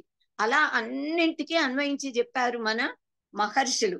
కనుక అన్నము, కానీ మనకు ఈ అన్నప్రాసన అంటే హవిష్యాన్నమును, తల్లి పాలు కాకుండా ఇతరమైన వండిన అన్నాన్ని, హవిష్యాన్నాన్ని వండి నైవేద్యం పెట్టి ఆ ప్రసాదాన్ని గుజ్జుగా పల్చగా చేసి దానిని తేనె ఆవు నెయ్యి కలిపి మొదటిసారి శిశువుకి ప్రాసన చేయించడం, తినిపించడం. కింది పెద మీద గాని నాలుక అంచు మీద గాని కొద్దిగా పెట్టి అది రాళ్ళు లేని బంగారు ఉంగరంతో పెట్టి తినిపించడాన్ని అన్నప్రాసన అని అంటాము. ఆ శిశువుకి అన్నప్రాసన జరిగేంత వరకు కూడా తల్లిపాలే తాగిస్తాం మనం. తల్లిపాలు ఎంత ఎక్కువ తాగితే ఆ శిశువుకి అంత ఆ రెసిస్టెన్స్ అని అంటామే, రోగ నిరోధక శక్తి వృద్ధి అవుతుంది. ఆ శిశువు మేధస్సు ఆరోగ్యము వృద్ధి చెందుతాయి. ఇంకా తప్పనిసరి తల్లిపాలు సరిపోకపోతే శిశువు పెరుగుతున్నప్పుడు ఆవు పాలు, అది కూడా జెర్సీ ఆవు లాంటివి కావు, మన దేశీయ గోవులు, ఆ గోక్షీరాన్ని మనం తాగించవచ్చు. అది తప్ప మిగతా ఉడికించిన పదార్థం ఏది కూడా అన్నప్రాసన సంస్కారము జరగకుండా పెట్టకూడదు. సర్వదా మృష్టాన్న ప్రాప్త్యర్థం సర్వ కామ్యార్థ సిద్ధ్యర్థం అన్నప్రాసన కర్మ కరిష్యే అని సంకల్పం చేసి తల్లి కూర్చుని శిశువు నొళ్ళో పెట్టుకుని తండ్రి ఈ మంత్రం చెప్పి అన్నప్రాసన కార్యక్రమాన్ని బ్రహ్మగారు చేయిస్తూ ఉంటే చేయడం మొదలు పెడతాడనమాట. అంటే తన కొడుక్కి ఎప్పటికీ జీవితాంతము చక్కని అన్నము లభించాలి, ఆ అన్నము తిని శిశువు ఆయుర్దాయంతో ఆరోగ్యంతో వర్ధిల్లాలి అనే సంకల్పం. దానివల్ల నేను అది కోరి దాని కొరకు ఈ అన్నప్రాసన కర్మని నేను నిర్వహిస్తున్నాను అని చెప్తాడనమాట. అంటే మొట్టమొదటిసారిగా అంటే స్వస్తి పుణ్యవాచకం చేసిన తర్వాత ఇలా సంకల్పం చెప్పుకుంటారు, సంకల్పించి మొదలు పెడతారు క్రతువుని. ఇవన్నీ కూడా క్రతువులే. మొట్టమొదటిసారిగా యజ్ఞ ప్రసాద అన్నాన్ని, అంటే అది హవిష్యాన్నము, ఆ హవిష్యాన్నాన్ని దైవానికి నివేదించిన నైవేద్యం పెట్టిన అన్నాన్ని, దాన్ని ఆవు పాలతో ఉడికించి అందులో కొద్ది ఆవు పాలు కలిపి ఆవు నెయ్యి కలిపి తేనె వేసి ఒక బంగారు గిన్నెలో కానీ వెండి గిన్నెలో కానీ కొద్దిగా పెట్టి ఆ మెత్తటి గుజ్జునమాట దాన్ని తండ్రి తన బిడ్డను ఒళ్ళో కూర్చోబెట్టుకోగా తల్లి గాని మేనమామ గాని మొదటిసారి నోట్లో పెట్టాలి. 4 సార్లు పెట్టాలి. 4 మంత్రాలు ఉన్నాయి. ఒక్కొక్క మంత్రం చెప్తున్నప్పుడు ఒక్కొక్కసారి అలా తండ్రి ఒడిలో శిశువు ఉండగా తల్లి లేక మేనమామ మొదటిసారి 4 మంత్రాలతో పెట్టాలి. తర్వాత తల్లి పెట్టాలి, తర్వాత తండ్రి, ముగ్గురు పెట్టిన తరువాత మిగతా నాయనమ్మ తాతయ్యలు ఎవరైనా కూడా పెట్టచ్చు. 1 సారి 2 సార్లు 4 సార్లు కాకపోయినా. మనకి తర్వాత బంధువులందరూ కూడా వారి ఇష్టం, వీళ్ళ ఇష్టం కావాలి అనుకుంటే దాన్ని రాళ్ళు లేని బంగారు ఉంగరాన్ని మాత్రమే అందులో ఉంచి ఒక్క చుక్క తగిలి తగలినట్టుగా నోటికి తగిలించాలి. కాలామృతము అనే ఒక ధర్మశాస్త్ర గ్రంథం ఉంది. అందులో అన్నప్రాసన మర్భకస్య సుపదం మాస్యేవ యుగ్మే సుఖే షష్టాథావథ పంచమాది దివసే మాసే వధూనాం గృహే అంటూ ఇంకా చాలా మంత్రాలు ఉన్నాయి. ఈ బాల శిశువుకు అన్నప్రాసనట ఆ శిశువు యొక్క అమ్మమ్మ వాళ్ళ ఇంట్లో చేయాలిట. అంటే ఆ అమ్మాయి యొక్క తల్లిగారింట్లో. అది 5వ మాసము నిండి 6వ మాసం వచ్చిన తర్వాత 6వ రోజున, 6వ నెల 6వ రోజున ఈ అన్నప్రాసన సంస్కారాన్ని జరిపించాలి. మగపిల్లలకు సాధారణంగా అసలు ఎవరికైనా 6వ నెల రాగానే 6వ రోజున ఇద్దరికీ చేయించవచ్చు. ఒకవేళ అప్పుడు కుదరకపోతే అప్పుడు మటుకు మగపిల్లలకి సరి నెలలలో, ఆడపిల్లలకి బేసి నెలల్లో ఆ శిశువుకి ఆ సరి నెల బేసి నెల అన్నది చూసి నక్షత్రం ప్రకారం తండ్రికి శిశువుకి మంచి తార అవ్వాలన్నమాట. ఆ సంపత్తార, క్షేమతార, సాధన తార, మిత్ర, పరమమిత్ర తారలు వాటిలో ఒకటి అవ్వాలి. తర్వాత సోమవారం కానీ బుధవారం కానీ గురువారం శుక్రవారాలలో 1 రోజు అవ్వాలిట. తర్వాత విధియ, తదియ, పంచమి, సప్తమి, దశమి, త్రయోదశి, పౌర్ణమి ముందరి చతుర్దశి ఈ తిథులలో జరిపించాలి అని చెప్తారు. కానీ ఎట్టి పరిస్థితుల్లో కూడా నవమి తిథి నాడు చేయకండి అంటూ శాస్త్రంలో చెప్పారు. మరి సో నక్షత్రాలు బాగుండేలాగా చూసుకుని చక్కగా మంచి తిథి వారము అన్ని కూడా చూసుకుని దీన్ని చెయ్యాలి. షాణ్మాస షష్ఠ దివసే కుర్యాద్ అన్నప్రాసనం. 6వ నెల 6వ రోజున అన్నప్రాసన చెయ్యాలి. ఆ రోజు చేసేటప్పుడు తిథి వారం వర్జ్యం ఏవి చూడక్కర్లా, నక్షత్రం బాగుందా లేదా ఏది చూడక్కర్లా, అది అత్యంత పవిత్రం, అది సదా శుద్ధిదమే అన్నమాట, మంచిది. సో అన్నప్రాసన చేసే సమయానికి శిశువుకి దంతాలు వచ్చి ఉండాలి, పళ్ళు రావడం ప్రారంభం అవ్వాలి అని అంటారు. పళ్ళు రాకుండా అన్నప్రాసన చేసి అన్నము తినిపించడం కనుక మొదలు పెడితే ఆ శిశువు దంతాలతో చిగుళ్లతో తినడం మొదలెడితే అవి గట్టిపడిపోతాయి. ఆ వచ్చే పళ్ళు సక్రమంగా బలవర్ధకంగా రావు. కనుక ఆ పళ్ళు రావాలంటారు. కానీ 6వ నెలకి పళ్ళు రావు కదా, అందుకని ఏం చేస్తారంటే 6వ నెల 6వ రోజు అన్నప్రాసన ప్రారంభం చేశాక మానకూడదు. కొద్ది కొద్దిగా అయినా చెంచాలో 4వ వంతు మొదటి రోజు అయితే ఒక వారం రోజులు కొద్ది కొద్దిగా, తర్వాత కొంచెం పెంచి మెత్తగా గుజ్జుల పాలతో సమానంగా ఉన్న వండిన అన్నాన్ని మెత్తగా వండి దాన్ని బాగా కలిపేసి స్మాష్ చేయడం అంటాము. అలా అందులో పాలు గాని ఆవు పాల పెరుగు గాని తర్వాత ఆవు నెయ్యి తేనె వేసి రంగరించి బాగా కలిపి ఆ మిశ్రమాన్ని మాత్రమే పెట్టాలి. అంతే తప్ప అన్నము తినిపించం పళ్ళు వచ్చేదాకా కూడా. సో ఇలా పెడితే శిశువుకి ఆరోగ్యం కలుగుతుంది, దృఢంగా శరీరం కూడా వృద్ధి చెందుతుంది.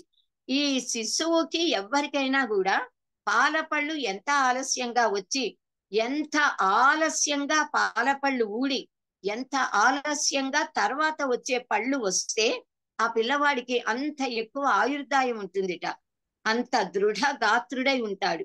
ఆ పళ్ళు ఊడిపోకుండా పళ్ళు దృఢంగా ఉంటాయి. అదే త్వరగా వచ్చేస్తే పళ్ళు తొందరగా ఊడిపోతే, పళ్ళు లేకపోతే ఆరోగ్యం దెబ్బతింటుంది.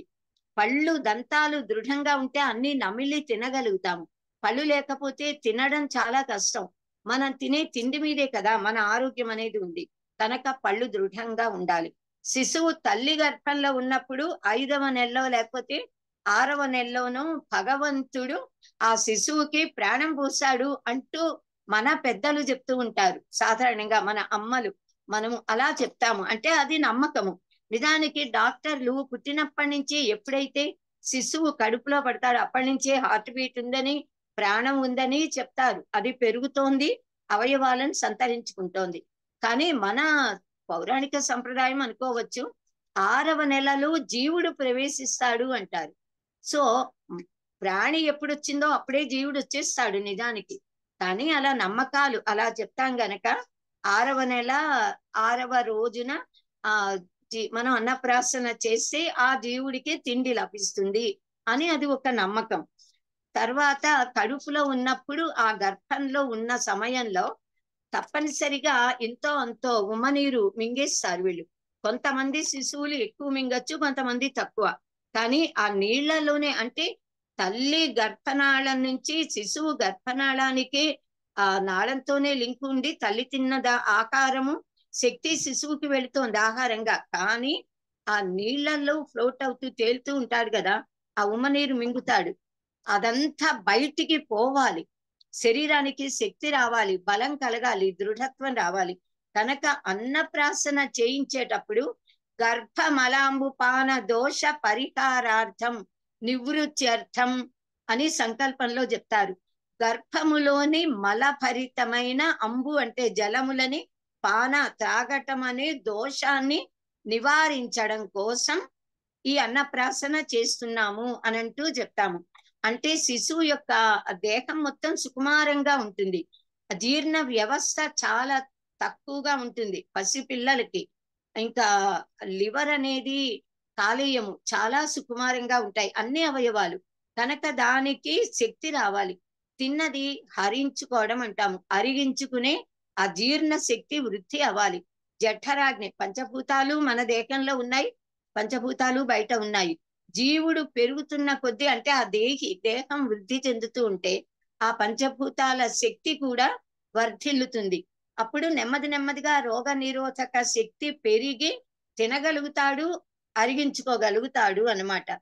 కనుక అంతవరకు సులభంగా జీర్ణమయ్యేది కేవలం తల్లిపాలు, తర్వాత ఆవు పాలు. వాటిని ఇస్తూ ఉండాలి. అన్నప్రాసన చేశాక కూడా ఆ పిల్లవాడికి తల్లిపాలు ఇవ్వాలి, శిశువుకి ఆడో మగో. తర్వాత ఆవు పాలైనా కూడా ఇవ్వాలి. ఆవు నెయ్యి, తేనె వేసి కలిపిన అన్నాన్ని బాగా ఉడికి నైవేద్యం పెట్టిన ఆ హవిష్యాన్నం. హవిష్యము అంటే యజ్ఞంలో సమర్పించి మిగిలిన అన్నం హవిష్యాన్నం. దానిని దైవానికి నివేదన చేస్తే ప్రసాదం అవుతుంది. ఆ ప్రసాద అన్నాన్ని బాగా మెదిపి అందులో పాలు గాని ఆవు పాల పెరుగు గాని వేసి తేనె ఆవు నెయ్యి వేసి కలిపి దాన్ని ఇవ్వాలి అని చాలా మంది మహర్షులు మనకి చెప్పారు. అశ్వలాయన మహర్షి, బోధాయన మహర్షి, హిరణ్యకేశి అనే మహర్షి చెప్పిన గృహ్య సూత్రాలలో అన్నంలో పెరుగు కలపాలి అని చెప్పారు. మనం ఆపస్తంభ ధర్మ సూత్రాలని, గృహ్య సూత్రాలని పాటిస్తాము. కృష్ణ యజుర్వేద శాఖీయులమైన వారు మనం అందరం. మనలో చాలా మంది కృష్ణ యజుర్వేద శాఖీయులము, కొద్దిమంది భిన్నంగా ఉండొచ్చు, ఏదైనా తప్పులేదు. మనకి ఆపస్తంభ ధర్మ సూత్రాలలో కూడా దధి మధు కృతోదనం, దధి అంటే పెరుగు, మధు అంటే తేనెతో కలిపిన కృత ఓదనం, కృతం అంటే నెయ్యితో కలిపిన ఓదనం అంటే అన్నము అని చెప్పారు. దధి అంటే పెరుగు. పెరుగు కాలేయాన్ని శుద్ధి చేస్తుంది. పాలకి శరీరం మొత్తానికి శక్తినిచ్చే గుణం ఉంది. ఇంకా శరీరానికి కాంతిని కలిగిస్తాయి పాలు, పెరుగు కూడా. తేనెకు మంచి ఔషధ గుణం ఉంది. ఎందుకు అంటే తేనెటీగలు అనేకమైన పుష్పాల మీద వ్రాలి అందులోని మధువును తీసుకుని దాన్ని ఒక చోట పెడతాయి. అంటే ఎన్నో పూలల్లో ఉన్న ఆ తేనె మధువు ఒక చోట తేనెగా రూపొందుతోంది. అంటే ప్రకృతి శక్తి, అనేక పూల శక్తి అందులో ఉంటుంది. కనుక తేనెకు ఔషధ గుణం. మనకు ఆయుర్వేదంలో ఏ మందు వేసుకోవాలన్నా తేనెలో రంగరించి నాకించండి అంటారు చంటి పిల్లలకి. శరీరంలో ఉన్న వాతాన్ని, పిత్తాన్ని, కఫాన్ని కూడా పోగొట్టగలిగే శక్తి తేనెకి ఉంది. కనుక తేనె చాలా మంచిది. ఇంకా ఈ నెయ్యి ఆయుర్కృతం అని అన్నారు. నెయ్యి అని అంటే ఆ ఆవు పాల పెరుగుతో చేసినటువంటి నెయ్యి అన్నమాట. గోకృతం, కృతేన వర్ధతే బుద్ధికి, ఆ నెయ్యి వల్ల తెలివి పెరుగుతుంది. ఆయుర్కృతం అంటే ఆవు నెయ్యి, నెయ్యే ఆయుర్దాయం. నెయ్యి అంతా ఎక్కువ తింటే వాళ్ళ ఆయుర్దాయం అంతా పెరుగుతుందిట. కనుక నెయ్యి కలపడం వల్ల అన్నము జీర్ణం అవుతుంది, సులభంగా శక్తిగా మారి శరీరానికి పడుతుంది. కలవు పారాశర స్మృతి అని అంటాం కదా మనం. కలియుగంలో పారాశరుడు అంటే పరాశరస్య అపత్యం పుమాన్, వ్యాస భగవానులు. వ్యాస స్మృతిని మనం పాటించాలిట. ఆయన క్షీరోదనం అని చెప్పారు అక్కడ. పాలన్నాన్ని పెట్టండి, పెరుగు బదులు ఈ మెరిపిన హవిష్య అన్నంలో, నైవేద్య అన్నంలో అంటే ప్రసాద అన్నంలో పాలు కలిపి తేనె నెయ్యి వేసి పెట్టండి అని అన్నారు. ఏమీ తప్పలేదు. ఈ హవిష్య అన్నాన్ని 4 భాగాలు చేయాలిట. ఒక భాగాన్ని అగ్నిలో సమర్పించి దేవతలకి ఆహుతి ఇవ్వాలి. ఒక భాగాన్ని పశువులకి, పక్షులకి పెట్టాలి. ఒక భాగాన్ని మన ఇంటికి వచ్చిన బంధువులు అందరికి, వారికి వడ్డించి ఆ వంటకాలు చేయిస్తాంగా అందులో కలిపి అందరికీ పెట్టాలి. ఆ పుణ్యము అనేది, ఆ శక్తి అనేది కలుగుతుంది. ఇంకా 4వ భాగంలో కొంత భాగము ఇంటి వాళ్ళు అందరూ కూడా తినాలి. అందులోంచి తీసిన కొద్ది భాగాన్ని బాగా ఇంకా మెత్తగా ఉడికించి బాగా కలిపి మెదిపి ఆవు నెయ్యి వేసి తేనేసి దాన్ని మళ్ళీ నైవేద్యం లాగా దేవుడికి, పరమాత్మ మళ్ళీ నివేదన చేసి దాన్ని జీవుడికి తినిపించాలి. అది కూడా ఎలాంటి భావనతో మొదటిసారి శిశువు నోట్లో పెట్టాలి అని అంటే, దేహో దేవాలయ ప్రోక్తో జీవో దేవ సనాతనక. ఈ దేహమే దేవాలయం. ఈ దేహంలో ఉన్న నేను అనే స్ఫురణతో ఏ చిత్ శక్తి అనేది ఉందో అదే నేను అనేదే పరమాత్మ. ఈ దేహంలో ఉన్న నేను అనే భగవంతుడికి ఈ అన్న నైవేద్యాన్ని సమర్పిస్తున్నాను అనే భావనతో మనం తినాలి. అలాగే శిశువు కూడా, ఈ శిశువు దేహమే దేవాలయం. ఆ జీవుడు ఎవడున్నాడో ఈ దేహంలో, ఆ జీవుడే పరమాత్మ, భగవంతుడు. ఆ దేవుడికి, జీవుడికి నైవేద్యం పెడుతున్నాను అనే భావనతో శిశువుకి అది నోటి మీద తగిలించి నాకించి తినిపించాలి. అయితే ఇలా మొదటిసారి తండ్రి ఒడిలో ఉన్నప్పుడు మేనమామ కాని తల్లి గాని పెడుతున్నప్పుడు 4 సార్లు 4 మంత్రాలు చెప్తుంటే తినిపించాలి అని చెప్పాను కదా. బ్రహ్మగారు మంత్రం చెప్తూ ఉంటే తండ్రి ఆ మంత్రాన్ని తాను ఉచ్చరిస్తూ శిశువుకి నోటికి తినిపించాలి. ఓం భూరపాంతోషధీనాగుం తద్రసం ప్రాశయామి అని ఒకసారి వినిపించాలి. ఇంకా మళ్ళీ ఓం భువరపాంతోషధీనాగుం రసం ప్రాశయామి అంటూ రెండవసారి తినిపించాలి. ఓం సువరపాంతోషధీనాగుం రసం ప్రాశయామి అంటూ మూడవసారి తినిపించాలి. ఓం భూర్భువ స్వరపాంతోషధీనాగుం తద్రసం ప్రాశయామి అంటూ 4వసారి తినిపించాలి. అంటే భూలోకం, భువర్లోకం, సువర్లోకం, తర్వాత ఈ 3 లోకాలు కలిపినది మకర లోకం, అదే పరబ్రహ్మ లోకం అన్నమాట. ఈ 3 వీటిని సప్త వ్యాకృతులు అంటాము. సప్త నామాలతో చెప్తే భూ భువః సువః జనక మఖ తపః సత్యం. మనం 3 వేదాల్లో ఉపనిషత్తుల్లో కేవలము భూలోకం, భువర్లోకం, సువర్లోకం 3 లోకాలే, అంటే 3 వ్యాకృతులు చెప్తారు. వ్యాకృతి అంటే అంతటా వ్యాపించింది, వ్యాకృతి అంటే లోకం. ఈ లోకాలంతటా వ్యాపించిన ఆ దివ్య చైతన్య శక్తిని నా శిశువు లోపలికి నేను ఆవాహన చేస్తున్నా, పంపిస్తున్నా. ఈ 3 లోకాలలో వ్యాపించిన పరమాత్మ శక్తి నా శిశువుని ఆశీర్వదించాలి, శక్తినివ్వాలి అనే మంత్రాలు, ఈ అర్థం గల మంత్రాలతో మనం శిశువుకి ఆహారాన్ని తినిపిస్తాము. సో అలా తినటం అలవాటు చేయాలి. అంటే ఈ శిశువు కూడా అన్నప్రాసన సమయంలోనే ఆధ్యాత్మిక విద్యను బోధిస్తున్నాము.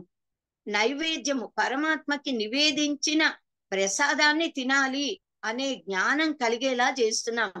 అప్పటి నుంచి మనం ఎప్పుడు జ్ఞానం వచ్చాక కూడా పిల్లలు దైవానికి దండం పెట్టి దైవ స్తోత్రం ఏదో ఒక శ్లోకం పఠించి నమస్కరించుకునే అన్నం తినడం మనం అలవాటు చేస్తాం పిల్లలకి. సో అలా మనకి తైత్రీయోపనిషత్తు మంత్రం ఇందాకే చెప్పా కదా, అన్నాదేవ కల్విమాని భూతాని జాయంతే అన్నాదేవ జాతాని జీవంతి. పుట్టిన అన్నం వల్లే పుడుతున్నాయి సర్వ ప్రాణులు. పుట్టిన ప్రాణులన్నీ అన్నం వల్ల జీవిస్తున్నాయి, తినే ఉంటున్నాయి, బ్రతుకుతున్నాయి. అన్నం ప్రేయంతి అభిసంవిశంతి, అన్నంలో కలిసి అన్న రూపంగా మారిపోతున్నాయి. అన్నం బ్రహ్మేతి వ్యజాన, తన్నమే పరబ్రహ్మము. అన్నం లేనిదే సృష్టి లేదు, ప్రపంచం లేదు. కనుక అన్నం న పరిచక్షీత తద్వ్రతం అని చెప్తోంది ఉపనిషత్తు. అన్నాన్ని ఎప్పుడు కూడా వదిలిపెట్టేయకూడదు. కొంతమంది అవసరం ఉన్నంతే పెట్టించుకోవాలి, ఎక్కువ పెట్టించుకుని సగం తింటారు, సగం వదిలేసి పారేస్తున్నారు. అది చాలా దోషం. అన్నము సాక్షాత్తు పరబ్రహ్మ స్వరూపం గనక అన్నాన్ని పారేయకూడదు, అవమానించకూడదు, అన్నాన్ని నిందించకూడదు. అన్నం న నింద్యాత్, అన్నం బహుకుర్వీత, అన్నం న పరిచక్షీత, ఇన్ని మంత్రాలు చెప్తోంది తైత్రీయం. సో అన్నం బహుకుర్వీత అంటే చాలా అన్నాన్ని సంపాదించుకోవాలి, అందరికీ దానం ఇవ్వాలి. అన్నం న నింద్యాత్, అన్నం ఇలా ఉంది అలా ఉంది వంకలు పెడతారు పిల్లలు. అమ్మ ఏది చేసి పెట్టినా, భార్య ఏది ఎలా వండి పెట్టినా దాన్ని పరబ్రహ్మ స్వరూపంగా భావించి భక్తితో ఇష్టంతో తినాలే తప్ప ఉప్పు ఎక్కువ కారం తక్కువ అంటూ ఏ వంకలు పెట్టకూడదు. అన్నాన్ని బాగుంది బాలేదు అని నిందించరాదు. అన్నం ఎప్పుడూ దైవమే అని చెప్తోంది ఉపనిషత్తు. అంటే అన్నాన్ని గౌరవించాలి, భక్తితో ఇష్టంతో తినాలి. ఆ అన్నప్రాసన సమయంలో సాధారణంగా అందరూ కూడా ఋత్వికులు అన్న సూక్తాన్ని పఠించి ఆశీర్వదిస్తారు ఈ శిశువుని, శిశువు తల్లిదండ్రుల్ని కూడా. అన్నపతి రన్నాదు పూయాక అంటే నీకు సమృద్ధిగా అన్నములు లభించుగాక, నీవెప్పుడు అన్నాదహ అన్నము తినేవాడివి, అన్నపతివి అన్నాలకి యజమానివి, దానం ఇవ్వగల సామర్థ్యం కలవాడివి అగుదువుగాక అని ఆశీర్వదిస్తారు. మనకి ఈ అన్నము రూపంలో ఓషధుల శక్తి మన దేహంలోకి వచ్చి దేహాన్ని ఆరోగ్యవంతం చేస్తుంది. మనం తినేవన్నీ ఓషధులే, మనకి తెలియకపోయినా. ఈ నవధాన్యాలు ఓషధులే, పప్పులు ఉప్పులు కూరలు అన్నీ కూడా, ధనియాలు మిరియాలు లేలకులు లవంగాలు జీలకర్ర ఇవన్నీ కూడా ఓషధులు. అవి మన ఆరోగ్యానికి ఎంతో మంచివి. మనం తినే ఆహారం ఎప్పుడు కూడా సాత్వికమై ఉండాలి. ఆహార శుద్ధౌ సత్వ శుద్ధికి, ఆహారము సత్వగుణంతో ఉంటే మనలో సత్వగుణాలు, సాత్విక భావనలు కలుగుతాయి.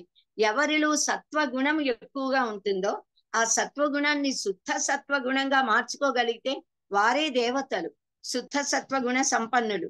కనుక సాత్వికమైన భోజనం తింటే సాత్విక భావాలు ఉంటాయి. రాజసమైన గుణం తింటే ఆ పదార్థాలు తింటే రాజస గుణం కలుగుతుంది. రాజస గుణం మనం అందరం కూడా కావాలి, తింటాము. ఉత్సాహము, చురుకుదనము ఉంటుంది, అది ఉండాలి. కానీ ఎక్కువగా ఉండకూడదు అనమాట. రాజసం అంటే అహం భావన, కోపము, ఇవన్నీ రజోగుణ లక్షణాలు. తామస గుణ పదార్థాలని మనం ఎవరం అసలు ఎప్పుడూ తినకూడదు, కొన్ని తింటున్నాము. తామసం వల్ల, తామస గుణం వల్ల నిద్ర, తండ్రత, బద్ధకం, సోమరితనం, అజ్ఞానం, మూర్ఖత్వం, జడత్వం కలుగుతుంది. ఈ అన్నప్రాసన సమయంలో ఊర్జ అనే ఒక శక్తిని ప్రార్థిస్తారు మంత్రాల ద్వారా. బ్రహ్మగారు ఈ తండ్రితో ప్రార్థింపజేస్తారు. ఆ ఊర్జా శక్తి శిశువులోకి చేరాలి, శిశువుని కాపాడాలి, మనందరినీ వారిని కూడా కాపాడాలి అని మనం ప్రార్థిస్తాము. ఊర్జ అనేది ఒక ఓజో శక్తి. ఓజస్సు, ప్రాజిష్ణు, సహిష్ణు అని అంటూ మంత్రాలు ఉంటాయి మనకి. ఓజస్సు అనంటే మామూలు శక్తి కంటే, మామూలు భౌతికమైన మానసికమైన శక్తికి మించిన ఆధ్యాత్మిక శక్తి ఊర్జా శక్తి, దైవ శక్తి. అది ఉండాలి. మనం సత్వగుణం ఉన్నప్పుడు ఊర్జా శక్తి వృద్ధి అవుతుంది. మనం అన్నపూర్ణే సదాపూర్ణే శంకర ప్రాణవల్లభే జ్ఞాన వైరాగ్య సిద్ధ్యర్థం భిక్షాం దేహి చ పార్వతి అని అంటూ అమ్మవారిని, అన్నపూర్ణ దేవిని మనకి కేవలము అన్నము పెట్టమని ప్రార్థించము. జ్ఞానము, వైరాగ్యము ఆ రెండు సిద్ధించడానికి అమ్మా మాకు భిక్షనివ్వు అని మనం ప్రార్థిస్తాము. జ్ఞాన వైరాగ్యాలు మనకి కలగాలి. మనం తినే తిండి దేహం ఉంది కనుక దేహ రక్షణకి, కానీ మనకు కావలసింది జ్ఞానము. దాని కోసం వైరాగ్యము. వైరాగ్యం ఉంటేనే జ్ఞానం వస్తుంది. జ్ఞానము, నిత్యానిత్య వివేక జ్ఞానం ఉంటేనే వైరాగ్యం కలుగుతుంది. వైరాగ్యం వల్ల యథార్థ బ్రహ్మ జ్ఞానం కలిగి జ్ఞానాదేవత కైవల్యం కనుక మనం ముక్తులమవుతాము, ముక్తి పొందుతాము. మన భారతదేశము కృషి ప్రధానమైన దేశం కదా, కర్షకులు. అందుకే మనకి లాల్ బహదూర్ శాస్త్రి గారు కూడా మనకి కర్షకులని, సైనికులని, వీళ్ళు దేశ రక్షకులు. వారిద్దరిని కూడా దేశానికి రెండు రక్షణలు అని వీళ్ళని ఎక్కువగా చెప్పారు. ఇప్పుడు సైనికులు మన దేశాన్ని ఎలా కాపాడుతున్నారో చూడండి, ఎంత గర్వకారణంగా, ఆనందదాయకంగా. సో ఆధ్యాత్మిక జ్ఞాన సంపదతో ప్రకాశించేది మన భారతదేశం. కనుక అన్నం యొక్క మహిమను గుర్తించి లాల్ బహదూర్ శాస్త్రి గారే జై జవాన్ జై కిసాన్. కిసాన్ అని అంటే రైతులు, జవాన్ అంటే జవాన్లు. వారి గొప్పదనాన్ని కొనియాడారు ఆయన. సో మనకి ఆధ్యాత్మిక జ్ఞానం కలగాలి అంటే తినే అన్నంలో సత్వగుణము, పండించే వాళ్ళు, అమ్మేవాళ్ళు, మనము వండేటప్పుడు దైవనామ స్మరణతో, తినేటప్పుడు దైవనామ స్మరణతో తింటే ఆ దైవ శక్తి మనలోకి వస్తుంది. అలా అన్నదేవత రక్షణలో శిశువుని ఉంచడానికి ప్రార్థన చేస్తాము అన్నప్రాసన సమయం అప్పుడే. అప్పటి నుంచి జీవితాంతము ఈ శిశువు రక్షణ నీదే అని తల్లిదండ్రులు ఆ అన్న దేవతకి అప్పగిస్తారనమాట, శిశువు రక్షణ బాధ్యతని. సో ఈ ప్రాసెస్ అంతా అయిన తర్వాత ఈ తల్లి తండ్రికి శిశువుకి ముత్తైదువులు మంగళహారతులు ఇస్తారు, ఆశీర్వదిస్తారు. బ్రహ్మగారికి వీళ్ళు దక్షిణ తాంబూలాలు, వస్త్రాదులు ఇచ్చి భోజనం పెట్టి ఆశీర్వాదం తీసుకోవాలి. అన్నపతి రన్నాదో వర్ధమానో పూయాక్ అని ఆయన ఆశీర్వదిస్తారు. పెద్దలు కూడా అలా ఆశీర్వదిస్తారు. ఈ అన్నప్రాసన విధానం అయిన తర్వాత ఇందులో భాగంగా మనం ఒక వేడుక జరుపుకుంటాము. ఆ వేడుక ఏంటి అనంటే, ఒక మనందరికీ తెలిసిందే, ఒక నేల శుభ్రం చేసి నేల మీద కానీ లేదా ఒక తివాచి పరిచి ఒక చోట చాలా మనం జీవితంలో అవసరమయ్యే అన్ని వస్తువులు, పూలు, పళ్ళు, పసుపు, కుంకం భరిణే, దేవత విగ్రహాలు, పటాలు, పూజా సామాగ్రి, ఇంకా పుస్తకాలు, పెన్నులు, పెన్సిళ్ళు, బలపాలు, చాక్పీసులు, తర్వాత వంట ఇంటి సామాన్లు, వైద్య సామాన్లు, డాక్టర్ అయ్యేడైతే ఆ స్టెథోస్కోప్ లాంటివి, ఆర్టిస్ట్ అయ్యేలా కుంచె, అవి రకరకాల వృత్తులకి సంబంధించిన బొమ్మలు, తర్వాత కత్తులు, కటార్లు, వీరుడవుతాడేమో రాజ్య అధినేత అని ఇలా అనేక రకాలుగా బంగారము, డబ్బు, పువ్వులు, పళ్ళు, స్వీట్లు, ఈటబుల్స్, తిండిపోతవుతాడా అని అన్నింటినీ కూడా ఒక చోట పెట్టి అవతలి వైపు ఆ శిశువుని ఉంచి, పిల్లవాడిని పాకే వయసు ఉంటుంది అప్పటికి, వీళ్ళు ఇక్కడి నుంచి చప్పట్లు కొట్టి పిలుస్తూ ఉంటే ఆ శిశువు పాకుతూ వచ్చి మొట్టమొదట్లో దేని మీద చెయ్యి వేస్తే దానిని బట్టి ఆ శిశువు యొక్క భవిష్యత్తుని అంచనా వేస్తారనమాట తల్లిదండ్రులు, పెద్దవాళ్ళు. ఆడపిల్లలు కనుక మొదట్లో పూలను, కుంకుమ భరణే, పసుపు కుంకుమ పట్టుకుంటే జీవితాంతము సౌభాగ్యవతిగా వర్ధిల్లుతుందని ఆనందిస్తారు అందరూ కూడా. ఆ పుస్తకాలు, పెన్ను, పెన్సిల్ పట్టుకుంటే మహాజ్ఞాని, కవి, పండితుడు అవుతాడని, డబ్బు పట్టుకుంటే ధనవంతుడు అవుతాడు. ఇలా రకరకాలుగా ఈ పిల్లవాడు గనక ఇంజనీరింగ్, మెడిసిన్, ఆర్టిస్ట్ ఏవైనా పట్టుకుంటే పెద్ద చదువులు ఆ వృత్తిలో చదివిస్తే రాణిస్తాడు, అలా భావం చేస్తారు. సరే, మొత్తానికి వేడుక అయ్యాక శిశువుని ఎత్తుకుని దీర్ఘాయుష్మాన్ భవ, దీర్ఘాయుష్మతి భవ అని తుష్టిరస్తు, పుష్టిరస్తు, ఆరోగ్యమస్తు, ఆయుష్యమస్తు, ఆనందమస్తు అని తల్లిదండ్రులు, పెద్దలు ఆశీర్వదించాలి. సో అసలు మనిషికి, అసలు ఏ ప్రాణికైనా కూడా ఆహారం తీసుకోవడం వల్లే మనం పుడుతున్నాము, పెరుగుతున్నాము, వృద్ధి చెందుతున్నాము, పేరు ప్రతిష్టలు తెచ్చుకుని మనగలుగుతున్నాం కనుక అన్నమును గౌరవించడము, పూజించడము, ఆ అన్నమును దేవత అనుగ్రహంతో ప్రాసన చేయించడం అనేది గొప్ప సంస్కారం. సో ఇక్కడితో ఇది అయిపోయింది. ఇంకొక సంస్కారం అని చెప్పి వాళ్ళకి ఆపుకుందాము. చూడాకర్మ సంస్కారము, చౌల సంస్కారం, పుట్టు వెంట్రుకలు తీయడం. దీని తర్వాత చెవులు గుర్తించేది ఉంటుంది, దానికి సమయం చాలకపోవచ్చు. సో పుట్టు వెంట్రుకలు తీయడము అనేది కూడా ఒక గొప్ప సంస్కారం.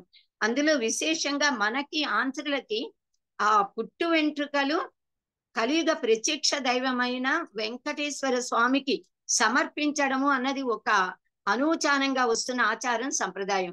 చాలా మటుకు తిరుమలకి తీసుకెళ్ళి అక్కడే పుట్టు వెంట్రుకలు తీయిస్తాము, అలా సమర్పించేస్తాము. లేదా ఒకవేళ ఇంట్లో తీయించినా దాన్ని నూతన వస్త్రంలో కట్టి వెంకటేశ్వర స్వామి గుడికి వెళ్ళి కానీ తిరుమలకి వెళ్ళో అందులో అక్కడే సమర్పిస్తుంటాం. అదొక పద్ధతిగా పెట్టుకున్నాం మనం, సంప్రదాయంగా. పితృపితామహుల నుంచి ఏది వస్తుందో అదే సంప్రదాయం అనూచానంగా వచ్చేది. ఈ అసలు ఏ శిశువుకైనా, ఏ మనిషికైనా పరమాత్మ పుట్టుకతో ఇచ్చిన ఈ శరీరము అనేది కోటాను కోట్ల కంటే అత్యంత విలువైనది ఏది మనిషికి అని అంటే అతని దేహమే. ఎందుకంటే ఈ దేహము వల్లే ఏ ధర్మ కార్యాలైనా సాధించగలుగుతారు. ఈ దేహం అనేది ఉపాధి, ఇన్స్ట్రుమెంట్. శరీర మాధ్యం కలు ధర్మ సాధనం. ఈ శరీరం లేకపోతే ముక్తి ఎలా పొందగలుగుతాము? పుట్టాడు అనంటే, మానవ జన్మ వచ్చింది అనంటే అతను ముక్తి పొందడానికి అర్హుడు. అర్హమైన ఉపాధిని పరమాత్మ ఇచ్చాడు. కేవలం 84 లక్షల జీవరాశుల్లో మానవ శరీరం మాత్రమే, మనిషి మాత్రమే కూర్చుంటాడు, నుంచుంటాడు, పడుకుంటాడు, నడవగలడు, పరిగెత్తగలడు, చదవగలడు, వినగలడు, ఆలోచించగలడు. ఇవన్నీ చేయగలిగిన ఉపాధి మానవ దేహం. ఇంత గొప్ప ఉపాధి వచ్చి దీన్ని కేవలము ఈ అరిషడ్ వర్గాలకి లోనయి ఈ దేశం నాదవాలి, ప్రపంచం నాదవాలి, నా మతం వ్యాపించాలనే సంకుచిత భావాలతో వృధా చేసుకుంటున్నారు మానవులందరూ కూడా. చక్కగా ముక్తి పొందడానికి ప్రయత్నించాలి. జనన మరణ వలయంలో నుంచి బయటికి రావడానికి, శాశ్వతమైన నిత్య ఆనంద ధామంలో మునిగిపోవాలి. అది మానవ జీవిత పరమ గమ్యం.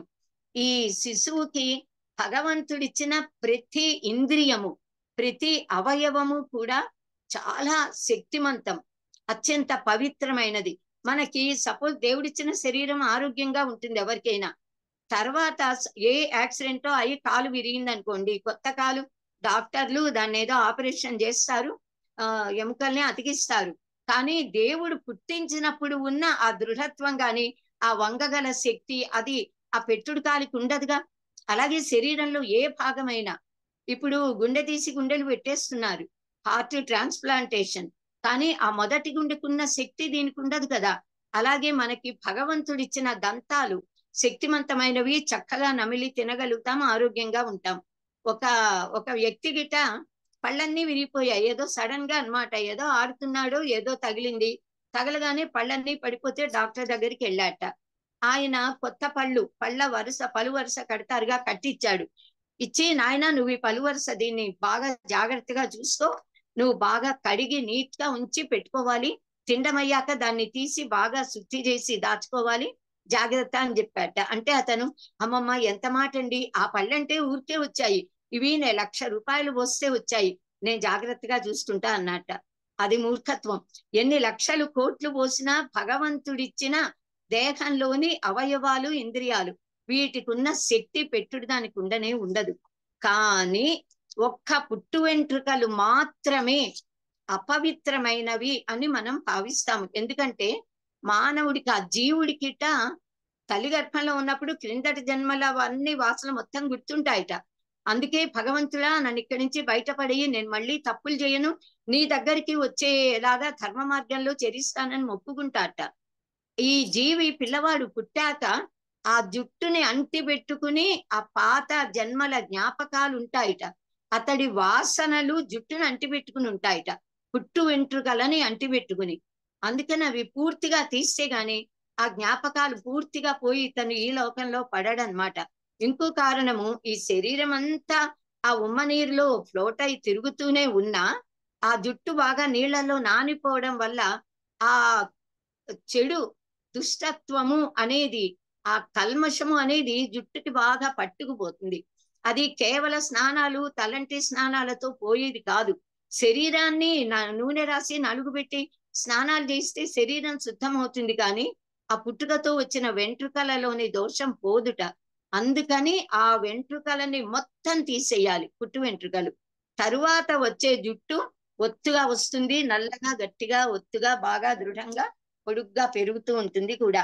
ఆ పుట్టు వెంట్రుకలు తీయించేటప్పుడు శిశువుకి మనం ఇది చెప్పాలి, అమ్మాయికైనా అబ్బాయికైనా, అమ్మ ఈ జుట్టు మనం దేవుడికి ఇచ్చేస్తే ఆ భగవంతుడు మన ఇంటికి వస్తాడు, నిన్ను మనని కాపాడుతాడు, చక్కగా నీకు మళ్ళీ మంచి జుట్టు వచ్చేలా చేస్తాడు అంటే అప్పుడు వాళ్ళు భయపడరు, ఏడవరు. మనం ఆ పుట్టు వెంట్రుకలు తీయించాక వచ్చేప్పుడు ఒక దేవుడి బొమ్మ కొని తెచ్చి కనుక ఇంట్లో పెడితే, ఇదిగో నువ్వు పుట్టు వెంట్రుకలు దేవుడికి ఇచ్చేప్పటికీ భగవంతుడు మన ఇంటికి వచ్చాడంటే నమ్ముతారు, ఆనందిస్తారు. మనం పిల్లలకి అలాగే చెప్తూ ఉంటాం, నిజం అనుకుంటారు అమాయకత్వంతో, కానీ ఆ దైవం మనకి రక్ష కదా. సో ఇలా పుట్టు వెంట్రుకలు తీసేటప్పుడు సాధారణంగా ఏడాది లోపల తీస్తాము, లేదా 3వ ఏట తీయాలి, 2వ ఏట మటుకు తీయకూడదు. మొదటి మనకి ఈ శిశువు పుట్టినప్పుడు ఏ ప్రాణికైనా, మానవులకి ఎవరికైనా కూడా మీరు మాడు చూడండి, ఇక్కడ మెత్తగా ఉంటుంది గొయ్యిలా. ఎందుకు అంటే పరమాత్మ సృష్టి చేశాక ఆ శరీరం, దేవతలందరూ శరీరంలో ప్రవేశించారట. ఐతరేయ ఉపనిషత్తులో చెప్పారు ఇది. జీవుడు పాదము, కుడి పాదము బొటన వేలు మధ్య, ఈ వేలు మధ్యలోంచి శరీరంలోకి వచ్చాట. పరమాత్మ అనుకున్నాట, ఈ నగరం అంతా నాది కదా, నేను కదా ఈ నగరానికి రాజుని, రాజు లేకుండా ప్రజలు ఎలా ఉండగలుగుతారు, పాలించేవాడు ఉండాలి, కనుక నేను కూడా ఇందులో ప్రవేశిస్తానని బ్రహ్మరంధ్రములో నుంచి పరమాత్మ, పరబ్రహ్మము మన దేహంలోకి ప్రవేశించాడట. అందుకే చివరికి ప్రవేశించాడు. ఆయన ప్రవేశించాక విదార్య అని అంటాం దీన్ని. వైదురి అని ఉపనిషత్తు చాలా అద్భుతంగా ఆనందానామ, దీన్ని ఆనందమయ లోకం అని చెప్తుంది. అది నెమ్మది నెమ్మదిగా కూడి ఆ గొయ్యి పైకొచ్చి చక్కగా గట్టిగా అయి స్కల్లు గట్టిగా అవడానికి ఏడాది పైన కాలం పడుతుంది. అందుకే సాధారణంగా 10వ నెల తర్వాత ఎప్పుడో పుట్టు వెంట్రుకలు తీయిస్తాము. నార్మల్ గా మగ పిల్లలకు బేసి నెలలో, ఆడపిల్లలకు సరి నెలల్లో పుట్టు వెంట్రుకలు తీస్తాం మనం, ఏడాది లోపలైనా కూడా. ఒకవేళ ఈ మొదటి సంతానం అయ్యి ఆ తల్లి గనక మళ్ళీ గర్భవతి అయితే, ఆ తల్లికి 5వ నెల లోపలైతే ఈ మొదటి శిశువుకి పుట్టు వెంట్రుకలు తీయచ్చు. 5వ నెల దాటిపోతే మటుకు ఆ 2వ బిడ్డ కూడా పుట్టాక ఆ మొదటి శిశువుకి 3వ ఏడు, 2వ శిశువుకి ఏడాది లోపల అయ్యేలాగా ఇద్దరికి కలిపి పుట్టు వెంట్రుకలు తీయొచ్చు. 2వ సంవత్సరంలో మటుకు ఎప్పుడు కూడా తీయకూడదు అని అంటారు. సో ప్రతి అవయవము, ప్రతి ఇంద్రియము కూడా దైవము మనకిచ్చినవి, దైవమునకు నివాస స్థానాలు కనుక అవి సహజంగా శుద్ధమైనవి. అయితే ఈ కేశపాశములలో అవన్నీ లింగరై ఉంటాయి, జుట్టుకుని ఉంటాయి అంటారు కనుక దాన్ని తీసేస్తే ఆ దోషాలన్నీ పోతాయిట. పూర్వజన్మ వాసనలు, జ్ఞాపకాలు అవన్నీ పోయి తల నీలాలు ఇవ్వడం వల్ల శుద్ధుడవుతాడు. ఇంకొకటి, మనం ఇవి తిరుమల వెంకటేశ్వర స్వామికే ఎందుకు ఇస్తాము అంటే మనందరికీ తెలిసిన కథే. ఆయనకి ఇక్కడ దెబ్బ తగిలితే అక్కడున్న జుట్టు ఎగిరిపోతే నీలాదేవి అంటాము. ఆమె లావుగా పొడుగ్గా ఉన్న కేశపాశం ఆమెది. ఆమె తన తలలోని కొన్ని వెంట్రుకలు తీసి వెంకటేశ్వర స్వామికి అక్కడ కప్పిందిట. అప్పటి నుంచి భక్తులందరూ కూడా మేమందరం మా కేశపాశాలను కూడా స్వామి నీకు సమర్పిస్తాము ఆ దెబ్బ తగిలిన చోట కప్పడానికి అని మనం ప్రార్థించి అప్పటి నుంచి ఇవ్వడం అది అనూచానంగా అలవాటుగా అయింది అని చెప్తాము. ఇంకా ఈ పుట్టు వెంట్రుకల దాంట్లో జన్మనోతి తృతీయ వర్షే చౌలం పునర్వస్వో, పుట్టినప్పటి నుంచి 3వ సంవత్సరం లోపల మొదటి ఏడు గాని 3వ ఏడు గాని చౌల కర్మ చేయించాలి అని శాస్త్రం చెప్తోంది. ఎందుకంటే మాడు గట్టిపడ్డానికి కాలం కావాలి గనక. ఇంకోటి తల్లి అదే 5వ నెల ఒకవేళ కడుతూ ఉంటే 5వ నెల లోపలైతే చేయించచ్చు. అలా కాకపోతే మటుకు మళ్ళీ ఆగాలి. తర్వాత అలా చేయించేటప్పుడు ఎప్పుడు పుట్టు వెంట్రుకలు తీయించాలి అన్నా మళ్ళీ తండ్రికి శిశువుకి మంచి నక్షత్రం, మంచి రోజు, మంచి ముహూర్తం, మంచి తిథి, అతిథి వారాలు, నక్షత్రం బాగుండేలా. ఇలాగే మళ్ళీ సంపత్తార, క్షేమతార, సాధంతార, మిత్రతార, పరమిత్రతారలు చూసుకోవాలి. అలా కూర్చుని చక్కగా చెయ్యాలి. ఆ రోజు మనం ఇంట్లో చేయించినా బయట గుళ్ళల్లో చేయించినా తిరుమలలోనే చేయించినా కూడా చక్కని తిథి అది చూసుకుని తల్లి తండ్రి ఆ శిశువు మంగళ స్నానాలు చేసి నూతన వస్త్రాలు ధరించి అప్పుడే దీన్ని చెయ్యాలి. ఆ చేసేటప్పుడు కూడా ఈ చూడాకర్మ అని అంటాం దీన్ని. మనం సాధారణంగా కొంతమంది పంచశిఖలు వదలాలి అంటారు, కానీ పుట్టు వెంట్రుకల సమయంలో అస్సలు వదలము. ఒక్క వెంట్రుక కూడా లేకుండా మొత్తం తీసేసి తర్వాత జుట్టు పెరుగుతుంది కదా, ఆడపిల్లలకి ఇంకా జీవితంలో తల మీద ఎప్పుడూ కత్తెర పెట్టకూడదు. ఈ కాలంలో ఆడపిల్లలు ఫ్యాషన్ అంటూ బ్యూటీ పార్లర్లకు వెళ్ళి బాల్డ్ హెయిర్లు, బాబ్డ్ హెయిర్లు చాలా తప్పది. జుట్టు కత్తిరించుకుంటారు స్టైల్. అస్సలు అలా చేయకూడదు మన సంప్రదాయంలో. మగ పిల్లలకి జుట్టు తీస్తారు పెరుగుతున్న కొద్దీ అప్పుడప్పుడు. ఆ తీసేటప్పుడు కూడా ఈ ముచ్చికల గుంట దగ్గర జుట్టు పెరిగేలా అట్టే పెట్టి మిగతా భాగం మాత్రమే తీయాలి. అక్కడ ముచ్చికల గుంట ప్రాంతంలో మెడుల్లా అబ్లెంగేటా అని అంటాము సైన్స్ లో. అది ఒక శక్తివంతమైన నాడి, దానివల్ల శరీరం నాడీ కేంద్రం అంతా ఆరోగ్యంగా ఉంటుంది. ఈ జుట్టు శిఖ దాన్ని కప్పి ఉంచుతుంది అన్నమాట. కనుక ఆ ఎవరికి ఈ శిఖ ఉంటుందో వారి శరీరం నాడీ మండలం ఆరోగ్యవంతంగా ఉంటుంది. విసిఖి వ్యుపవీతీచ కరోతి నిరర్థకం అని శాస్త్రవాక్యం. ఎవరికైనా శిఖ లేకపోయినా, యజ్ఞోపవీతం లేకపోయినా వాడు చేసే కర్మలన్నీ వృధా, అవి ఫలించవు అని. ఈ చౌల సంస్కారాన్ని మా గొప్ప వాళ్ళందరూ కూడా ఆయుష్ కర్మ అన్నారు. ఎందుకంటే దీనివల్ల ఆయుర్దాయం వృద్ధి చెందుతుందిట. శిఖ ఉంచాలి అన్నాగా. తరువాత ఆ శిఖ అనగానే మనకి అగ్ని జ్వాలలు గుర్తొస్తాయి. శిఖరము, శిఖ కలది శిఖరం, పర్వతాగ్రం. ఆ పర్వతాగ్రం అంత ఉన్నతంగా ఇతడు ఎదుగుతాడు ఎవరైతే శిఖని ఉంచుకుంటాడో, చక్కగా శాస్త్రోక్త ప్రకారంగా జీవితాన్ని గడుపుతాడో అటువంటి వాడనమాట.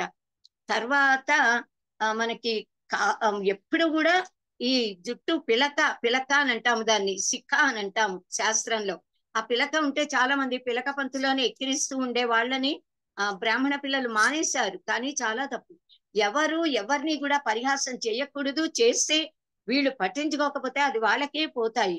కనుక ఎవరి ధర్మాన్ని వాళ్ళం పాటించాలి. అది మనకి గర్వకారణం అని ఆనందంగా పాటించాలి. ఎప్పటికీ లక్షల సంవత్సరాల నుంచి దీన్ని పాటిస్తున్నారు, కానీ ఈ కొద్ది కాలం విమతస్తులు, విదేశస్తులు దురాక్రమణ, ముస్లిం దాడులు ఎప్పుడు ప్రారంభమయ్యాయో అప్పుడు మన సనాతన ధర్మంలో సడలింపులు, చాలా అల్లకల్లోలాలు వచ్చి చాలా బాధ పెట్టాయి మనందరినీ. తర్వాత ఈ పాశ్చాత్యుల పాలన. ఇప్పుడు కనీసం మళ్ళీ మనని మనం ఉద్ధరించుకోవాలి, మన ధర్మాన్ని మనం పాటించాలి. అన్ని స్మృతి గ్రంథాల్లో ఒకేలానే చెప్తారు. ప్రాంతీయ భేదాన్ని బట్టి కొద్దిగా తేడా ఉండొచ్చు, కనుక ఆ తేడాలను మనం పాటించుకోవచ్చు. ఏ గోత్రం వారు ఆ గోత్రంలో ఎంతమంది ఋషులు ఉన్నారు అన్ని అక్కడక్కడ పంచశిఖలు అంటాం కదా మనం. ఉపనయన సమయంలో పంచశిఖలని ఉంచి మిగతా జుట్టు తీసేస్తాము. ఎవరికి ఎంతమంది ఋషులు ఉంటారో అన్ని చోట్ల ఆ జుట్టు నుంచి మిగతాది తీస్తారు అన్నది ఒక సంప్రదాయం. అయితే ఈ చూడాకర్మ చౌల సంస్కారంలో ఈ తండ్రి శిశువుని ఒళ్ళో కూర్చోబెట్టుకుంటే ఆ మేనమామ కానీ ఎవరైనా, మేనమామ సాధారణంగా 5 చోట్ల లేదా తల్లి తన ఒడిలో పెట్టుకుంటే తండ్రి 5 చోట్ల నుంచి కొద్ది కొద్దిగా వెంట్రుకలు తండ్రి తీయాలి. తరువాత క్షురకుడికి అప్పగిస్తాము.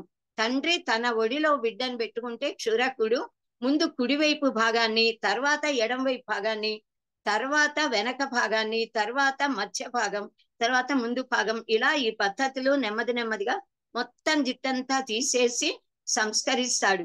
అలా చేయడం అయిన తరువాత ఈ తల్లిదండ్రులు శిశువుతో కలిపి మంగళ స్నానాలు చేసి కొత్త వస్త్రాలు ధరించి ఈ శిశువుని పెట్టుకుని శిశువుతో కలిపి ఆ తీసిన క్షురకునికి దక్షిణ, నూతన వస్త్రాలు, పూలు, పళ్ళు, తాంబూలాన్ని భక్తితో ఇచ్చి నమస్కరించి ఆయన ఆశీస్సులు తీసుకోవాలి. అతని ఆశీస్సులు ఈ దంపతులకి శిశువుకి శ్రీరామ రక్ష. అది మన సంప్రదాయం. సో ఇలా మన సాంప్రదాయాన్ని పాటిస్తూ మనం ఐహికాముష్మిక సుఖాలని ఆనందాన్ని పొందుదుము గాక. ఇంకా కర్ణవేధ ముక్కు కుట్టించే సంస్కారం తర్వాత రేపే ఆదివారం ఉంది కదా, సో రేపు చెప్పుకుందాము. ఇప్పటికీ స్వస్తి ప్రజాభ్య పరిపాలయంతాం న్యాయేన మార్గేణ మహిం మహీషాః గోబ్రాహ్మణేభ్య శుభమస్తు నిత్యం. లోకా సమస్తా సుఖినో భవంతు. స్వస్తి. ధన్యవాదాలు శైలజ గారు. ఇప్పుడు ప్రశ్నలు ఏమైనా అడిగే పని అయితే హ్యాండ్ రైజ్ చేసి అడగండి ఆర్డర్ లో.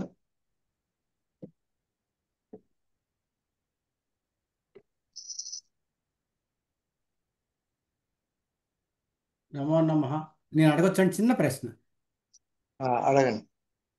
4వ సంస్కారం జాతకర్మ అన్నారు, 5వది నామకరణం అన్నారు. మన మామూలు వాడుక భాషలో చెప్పాలంటే జాతకర్మ అంటే పుణ్యవచనమును నూనెలో మొహం చుట్టం వరకు వస్తుంది అనుకుందాం. 5 నామకరణం. ఈ రెండు ఒకే రోజు జరుగుతాయి కదా. జనరల్గా 11వ రోజున చేసే పద్ధతి ఒకే రోజు చేస్తారు, అదే కదండి? ఒకే రోజు 11వ రోజే చేస్తాం. సాధారణంగా 100% మనం 99.9 మనం 11వ రోజున జాతకర్మ నామకరణం కలిపి చేస్తాం. ఎప్పుడైనా కుదరకపోతే తర్వాత పెడతారు. పేరు పెట్టడానికి ఏదైనా కొన్నిసార్లు ఇబ్బందులు ఉంటాయి కనుక అప్పుడు వేరే ఇస్తాం.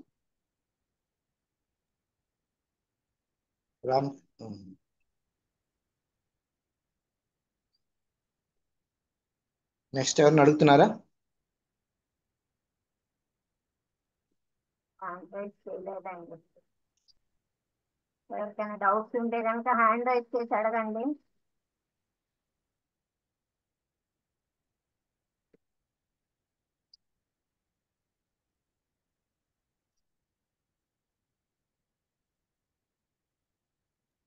అదొక చిన్న డౌట్ అమ్మా. అడిగమ్మా. ఇప్పుడు 11వ రోజున చేయవలసినది అమావాస్య రోజు కానీ, లేదు గ్రహణం రోజు కానీ, లేదు గ్రహణం వచ్చిన ఒక 2-3 రోజుల్లో కానీ అయితే అది మామూలుగా చేయొచ్చా, లేదు దాన్ని తర్వాత చేసుకోవాలి? అంటే ఆ 11వ రోజు గ్రహణం గాని అమావాస్య గాని అయితేనా? లేదు, గ్రహణం తర్వాత ఒక 3 రోజులు 3 నెలల వరకు కూడా అంత మంచి రోజులు కావు అంటారు కాబట్టి నామకరణాన్ని ఎప్పుడు చేసుకోవచ్చు?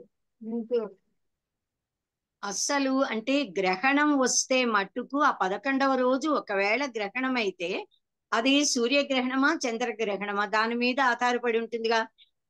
సూర్యగ్రహణమే అయిపోతుంది అనుకోండి, అయిపోయిన తర్వాత ఎలాగూ స్నానం చేయాలిగా, ఈ స్నానం చేయొచ్చు. చంద్రగ్రహణం అయితే ఆ రోజు రాత్రి ఉంటుంది, ఉదయం చేయడానికి ఇబ్బందే ఉండదు కనుక గ్రహణం వచ్చినా ఇబ్బంది ఏమీ ఉండదు. ఇంకా అమావాస్య అంటే అమావాస్య అయినా కూడా అమావాస్య చెడ్డదని ఎక్కడా లేదు. తమిళియన్స్ కి అసలు అమావాస్య చాలా శుభం. మనము శుభకార్యాలకి పౌర్ణమి మంచిది, అమావాస్య పితృతిథి కనుక పితృదేవతలకి అర్చించడం అర్ఘ్యాలు ఇవ్వడము చేస్తాము అని మనం భావిస్తాం. ఒకవేళ 11వ రోజు అమావాస్య అయినా ఆ రోజు నిరభ్యంతరంగా ఎలా చేయాలో అలా యథాశాస్త్రం చేసుకోవచ్చమ్మా. అమావాస్య గనక ఆపాలని ఎక్కడా లేదు. మనకి ఇంట్లో వేరే కారణాల వల్ల ఇబ్బందులు కొన్నిసార్లు కొంతమంది వ్యక్తుల వల్ల కలుగుతాయి, ఇంట్లో నాయనమ్మలో తాతయ్యలో అలా ఏదో, అది తప్ప ఈ వీటి వల్ల ఎవ్వరూ ఆపక్కర్లా. 11వ రోజు ఖచ్చితంగా, ఒకవేళ ఏది అయినా కూడా ఈ పురుటి మైల 10వ రోజుతో తీరిపోతుంది గనక 11వ రోజున శుద్ధి చేసి తీరాలి. అమావాస్య అయినా చేయాలి, పౌర్ణమి అయినా చేయాలి, ఏ రోజైనా చేయాలి, గ్రహణాలే అయినా చెయ్యాలి. ఏది ఉన్నా ఆ రోజు చేయాల్సిందే. శుద్ధి చెయ్యాలి కదా, శుద్ధి అవ్వకుండా ఎలా ఉండగలుగుతారు? సాధారణంగా శుద్ధి అవగానే జాతకర్మ నామకరణం చేసేస్తాము ఒకే రోజు. నక్షత్ర జపం కావాలన్నా, దానాలు కావాలన్నా అన్ని చేస్తాం. 3 నెలలు అని ఎక్కడా లేదమ్మా. దానికోసం గ్రహణం వస్తే 3 నెలలు ఆగడం అన్నది ఎక్కడా లేదు. ఒకవేళ ఇంట్లో కారణాల వల్ల 11వ రోజు చేయలేకపోతే 21వ రోజు, అలా 21 చేయలేకపోతే 25, 27, 29 అంటే నెలలో చేయలేకపోతే 3వ నెల దాకా ఆగుతారు. 2వ నెలలో చెయ్యరు. అది 3వ నెల రాగానే చేసేస్తాం మంచి రోజున. సాయిరాం తల్లి నమస్కారం అండి. నమస్కారం. నాగేశ్వర మాట్లాడుతానమ్మా. మీరు పిల్లలలో పెద్దవారికి పెద్ద అబ్బాయిని చెప్పారు. నేను సహస్రవచనాన్ని నమస్కరించి స్వాగతిస్తున్నాను. కానీ ఇప్పుడు ఈ జనజీవనంలో పేర్లు పెట్టి పిలిచేస్తున్నారు. ఆ పేర్లు కూడా సరి సంఖ్యలు ఉండవు, బేసి సంఖ్యలు ఉండవు. ఈ అంత దాటిసేమంటారా సనాతన ధర్మాన్ని? అవునండి, అంటే తెలియకపోవటం వల్ల జరుగుతోంది. మా అమ్మ మా నాన్నగారు మా అన్నయ్యని ఒక్కనాడు పేరుతో పిలవల, పెద్దబ్బాయి అనేవాళ్ళు. నాకు తెలిసినప్పటి నుంచి మా అమ్మ మా నాన్నగారు వెళ్ళిపోయేదాకా మా అత్తయ్య గారు మావయ్య గారు కూడా మా పెద్దబావ గారిని పెద్దబ్బాయి, పెద్దోడా అనేవాళ్ళు. వాళ్ళు మా అమ్మ నాన్నగారు పెద్దబ్బాయి అంటారు. మా అక్కని పెద్దమ్మాయి అనేవాళ్ళు మా అమ్మ మా నాన్నగారు కూడా. నన్ను మళ్ళీ విశాల అంటూ పేరుతో పిలిచారు. మా తమ్ముళ్ళని కృష్ణ. అలా మన సంప్రదాయం అది. పెద్దవాళ్ళని పిలవరు, పేరుతో పిలుస్తున్నారు అంటే పిలుస్తారు. ఇప్పుడు మనం పిలుస్తున్నాము, ఆ పిలిచినా తప్పేమీ లేదు. అది దేవుడి పేర్లే పెట్టుకుంటున్నాం మనం కనుక దైవనామాన్ని స్మరిస్తున్నాము పిల్లల పేర్లతో. తప్పేమీ లేదు, పిలవకూడదని కాదు, కానీ అది సంప్రదాయము. స్వాగతిస్తానమ్మా. మరొక చిన్న సందేహం అమ్మా. మీరు ఇందాకలా చూరకుడికి నమస్కరించమన్నారు కదా, చూరకుడికి కూడా నమస్కరించమన్నారు. ఈ కాలం సాంప్రదాయంలో కొంతమంది మంచి చురకులు, మీరు పెద్దవాళ్ళు, మీరు మాకు నమస్కరించకూడదు అని అంటారు వాళ్ళు. ఇప్పుడు అది శాస్త్ర సమ్మతం అది చేయాలండి? అది వాళ్ళ సంస్కార విశేషం అండి. మన సనాతన ధర్మాన్ని మనం పాటిస్తాము. ఇప్పుడు ఆడపిల్లలు చేతికి గాజుల మలారం అని ఇంటికి వచ్చేవాళ్ళు. ఇప్పుడు షాపులకు వెళ్ళి కొని ఇంటికి తెచ్చి వేసుకుంటున్నారు. కానీ ఒకప్పుడు ఇంటికి వస్తే గాజులు వేయించుకుంటే ఏ ఒక్క ఆడపిల్ల అయినా గాజుల మలారంకి నమస్కరించకుండా ఉందా చెప్పండి? చేతులు గాజులు వేయించుకున్నాక మనకి చాకలి వాళ్ళ అవసరం కొన్నిసార్లు పడుతుంది. రోజు బట్టలు ఉతికించుకున్నప్పుడు కాదు, ఇంట్లో శుభకార్యాలు అశుభకార్యాలు ఏవి జరిగినా, ఆడపిల్ల పెద్ద మనిషి అయినా ఇంట్లో ఏమన్నా జరిగితే చలవా అని అంటాము. ఆ చాకలికి మనం ఈ వస్త్రాలవి ఇస్తాము. చాకలి వాళ్ళు వీటిని తీసుకెళ్లి శుభ్రం చేస్తే చాకలి వాళ్ళకి నమస్కరించి ఆశీస్సులు కోరుతాము. అది కడుపు చలవ. ఇవి తీసుకెళ్లినందుకు గాను దక్షిణ తాంబూలం వస్త్రాలను ఇస్తాము. మన ఇంట్లో పిల్ల పెద్ద మనిషి అయితే ఖచ్చితంగా ఇస్తాము. ఏవైనా అశుభ కార్యాలు అంటే పెద్దవాళ్ళు నాయనమ్మలు తాతయ్యలు వెళ్ళిపోతే అవి తీసుకెళ్తారు ఆ వస్త్రాలు.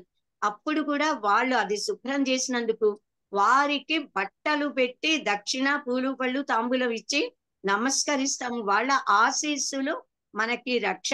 మనం బ్రాహ్మణులమైన వాళ్ళు వేరే అయినా అక్కడ ఆ మనిషికి ఆ జీవుడి శరీరానికి కాదు మనం దండం పెడుతున్నది. ఆ వృత్తి అనేది దైవం. యా దేవి సర్వభూతేషు వృత్తి రూపేణ సంస్థిత, నమస్తస్యై నమస్తస్యై నమస్తస్యై నమో నమః. ఆ వృత్తిని మనం గౌరవిస్తున్నాం, దండం పెట్టాలి. వాళ్ళు వద్దన్నా మనం పెట్టేస్తాము, వాళ్ళు వద్దంటే వాళ్ళ సంస్కారం అంతే. వారు మనం ఏదో గొప్ప పెద్ద వారు కాదనే భావనలో ఉన్నారు. ఏమీ కాదు. మానవుడిగా మానవులందరిలో ఉన్నది ఉపాధి జీవుడు దేవుడు అంతే. దేహ భావంతో అందరూ సమానం. ఉపాధి భేదంతో భిన్నత్వం ఉంటుంది, గౌరవము అగౌరవము ఉంటాయి. జీవుడికి సమానం. జీవ భావంతో దైవ భావంతో అందరూ ఒకటే. ఓకేనా? మూర్తి గారు అన్మ్యూట్ చేసి అడగండి. బిఆర్సి మూర్తి గారు. నమస్కారం అండి. చాలా గొప్పగా చెప్పారమ్మా, నమో నమః. ఇప్పుడు జాతక కర్మ కూడా చూసి పేరు పెట్టే ముందునే జాతక కర్మ చేస్తారు అనేవాడు. పాత రోజుల్లో జాతకం చూసి దాన్ని బట్టి పేరు పెట్టేవాడు. అది కరెక్టేనండి? అర్థం కావట్లా అండి, క్లియర్ గా చెప్పరా? జాతకం చూసి అప్పుడు పేరు పెట్టేవాడు అని అంటూ ఉంటారు.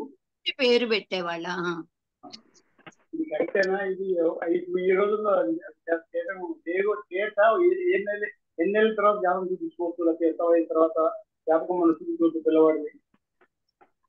పుట్టగానే ఆ ముక్కు కనిపించగానే ఆ పుట్టిన టైము తిథి అని నోట్ చేస్తామని చెప్పాం కదా. దాని ఆధారంగా జాతకం కుండలిని వేయిస్తారు. కానీ పేరు పెట్టడానికి జాతకం చూసి పెడతారన్నది ఎక్కడా లేదు.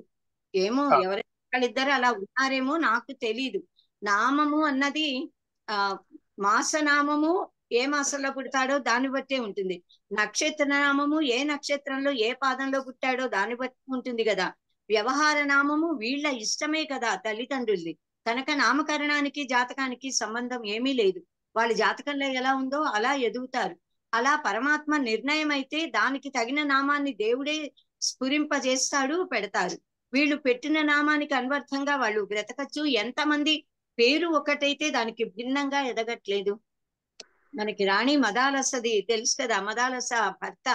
ఈవిడేమో పిల్లల్ని నేనే పెంచుతాను అంటుంది, అతను నామకరణం నేను పెడతానంటాడు. ఆయనేమో వీరాధి వీరుడు సూర్యుడు అవ్వాలని పేర్లు అలా మహావీరుడని పెడితే, ఈ పిల్లవాళ్ళని చంటి పిల్లలప్పటి నుంచి ఉగ్గుపాలతోనే ఆధ్యాత్మిక జ్ఞాన బోధ చేసి వారందరూ పరమ వైరాగ్యము జ్ఞానము పొంది అడవులకు వెళ్ళిపోయారు సన్యసించి. అలా 3 కొడుకులు వెళ్ళిపోయేటప్పటికి ఇంకాగలేక భర్త ఆవిడని, ఈ తడవ నువ్వు పెంచొద్దు, ఈ కొడుకుని నాకు నేను కూడా తండ్రిని, నా రాజ్యాధికారి ఉండాలిగా నా కొడుకు, నా తర్వాత నా ప్రజలని పరిపాలించాలి, నాకు తోచినట్టు మహారాజా ఎలా పెంచుతాను అంటే, సరే అయితే పేరు నేను పెడతానంటుంది. నీ ఇష్టం పెట్టుకోమంటే అలర్కుడు అని పేరు పెడుతుంది ఆవిడ. అలర్కుడు అంటే పదానికి అర్థం పిచ్చి కుక్క. అదేమిటి ఈ పేరు పెట్టావు మన పిల్లాడికి అంటే, నువ్వు మహావీరుడు మహాప్రతాపుడు శౌర్యుడు అని పెట్టావు. అయ్యారా? అవలేదుగా. వాళ్ళు బ్రహ్మజ్ఞానులు అయ్యారు, ఆత్మ జ్ఞానంతో ప్రకాశించి వెళ్ళిపోయి ముక్తులయ్యారు. కనుక పేరుకి వారి వ్యవహారానికి సంబంధం లేదు. పేరు కేవలం వ్యవహారానికి, ఏదో ఫలానా వాడు అనే గుర్తుకే పేరు తప్ప పేరు వల్ల వాడ గుణాలో లక్షణాలో మారిపోతాయి అన్నది లేదు. కానీ మనకి లౌకికంగా పెద్దలు చెప్తున్నది కూడా, కనీసం ఒక మంచి పేరు పెడితే, ఒరే నీ పేరు రాముడు అని పెట్టాన్రా, ఆ రామచంద్రులా గుణవంతుడిగా ఏకపత్ని వ్రతంతో నువ్వు ఉండాలి అని వాళ్ళు నేర్పిస్తారు. ఆ విధంగా వీళ్ళకి ఆ సత్సంస్కారము అనేది కలగచ్చు. అలాగే ఏదైనా దాని పెద్ద సంబంధం అంటూ ఏమీ లేదు. పాత రోజుల్లో తాంత్రిక నామధేయంగా వాళ్ళ లక్షణాలు బట్టి పేరు పెట్టేవాళ్ళు ఎక్కువ చదివారు గుర్తున్నాను. అవునండి.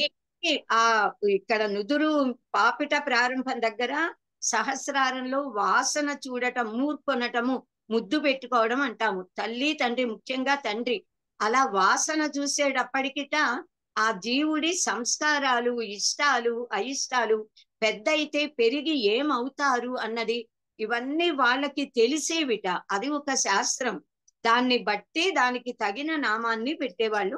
ఆ పేరుకి తగినట్టుగా వాళ్ళు పెరిగి పెద్దవారు అయ్యేవారు. అన్నీ ఉన్నాయి శాస్త్రంలో, మనం దేన్ని కాదనలేము. ఇప్పుడు జాతకం నేను వెళ్ళలేదు, జాతకం ఏ టైం చూపించండి పిల్లలకి? ఏ టైము జాతకం వేయించుకోవచ్చు? ఏ వయసు తర్వాత జాతకం వేయించాలంటే నియమం ఉందా? ఆ పూర్వకాలంలో ఇంట్లో అందరూ జ్యోతిష్ శాస్త్రవేత్తలే ఉండేవాళ్ళు, తండ్రులు తాతలు. వాళ్ళే శిశువు పుట్టగానే వాళ్ళు ఆ కుండల్ని వేసేసేవాళ్ళు. కానీ 12 సంవత్సరాల వరకు 10 ఏళ్ళు దాటాలి మినిమం. బాలగ్రహ దోషాలు అనేవి 10 ఏళ్ల వరకు ఉంటాయి. 12 ఏళ్ల వరకు శైశవం. 12 ఏళ్ల లోపల చాలా మార్పులు వస్తాయి కనుక జాతక చక్రము అన్నది 12వ ఏట 12 ఏళ్ళు దాటాక లేదా మినిమం 10 ఏళ్ల తర్వాత వేస్తారు. అలా మన పెద్దల్లో అలాగే ఉంది. 10 ఏళ్ల లోపల ఏది పట్టించుకోరు. 10 ఏళ్ల తర్వాతే జాతకం వేయించడం, దానిని బట్టి ఇంకా గ్రహ స్థితిగతులు గాని అవి చూడటం అది ఉంటుంది. 12 ఏళ్ల లోపల పిల్లలు చేసే ఏ పని యొక్క ఫలం కూడా పిల్లలది కాదు, వారికి రాదు, వారి తల్లిదండ్రులకే వస్తాయి. అది మన శాస్త్రాల్లో ఉన్న ధర్మము, పురాణాల్లో శాస్త్రాల్లో. ధన్యవాదాలు.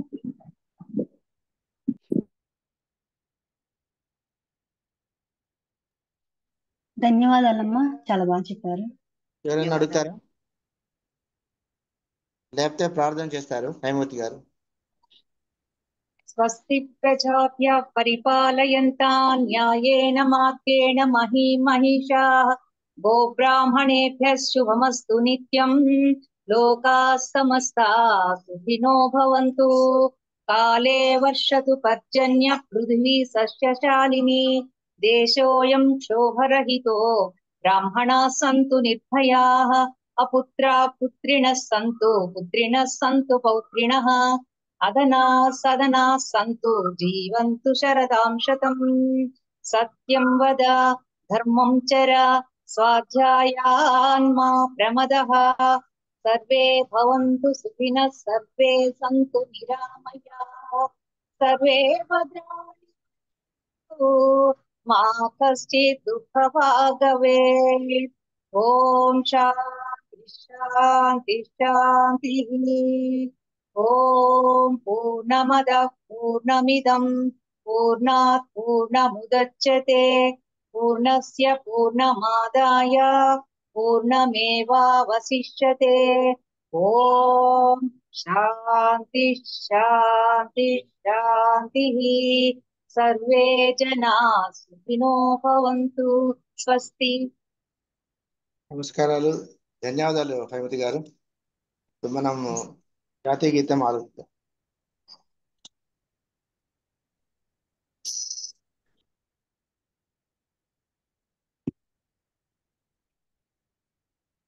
जनगणमन अधिनायक जय हे भारत भाग्य विधाता. पंजाब सिंधु गुजरात मराठा द्राविड उत्कल वंगा. विंध्य हिमाचल यमुना गंगा उच्चल जलधि तरंगा. तव शुभ नामे जागे तव शुभ आशीष मांगे. गाहे तव जय गाथा जनगण मंगलदायक जय हे भारत भाग्य विधाता. जय हे जय हे जय हे जय जय जय जय हे. जय हिंद.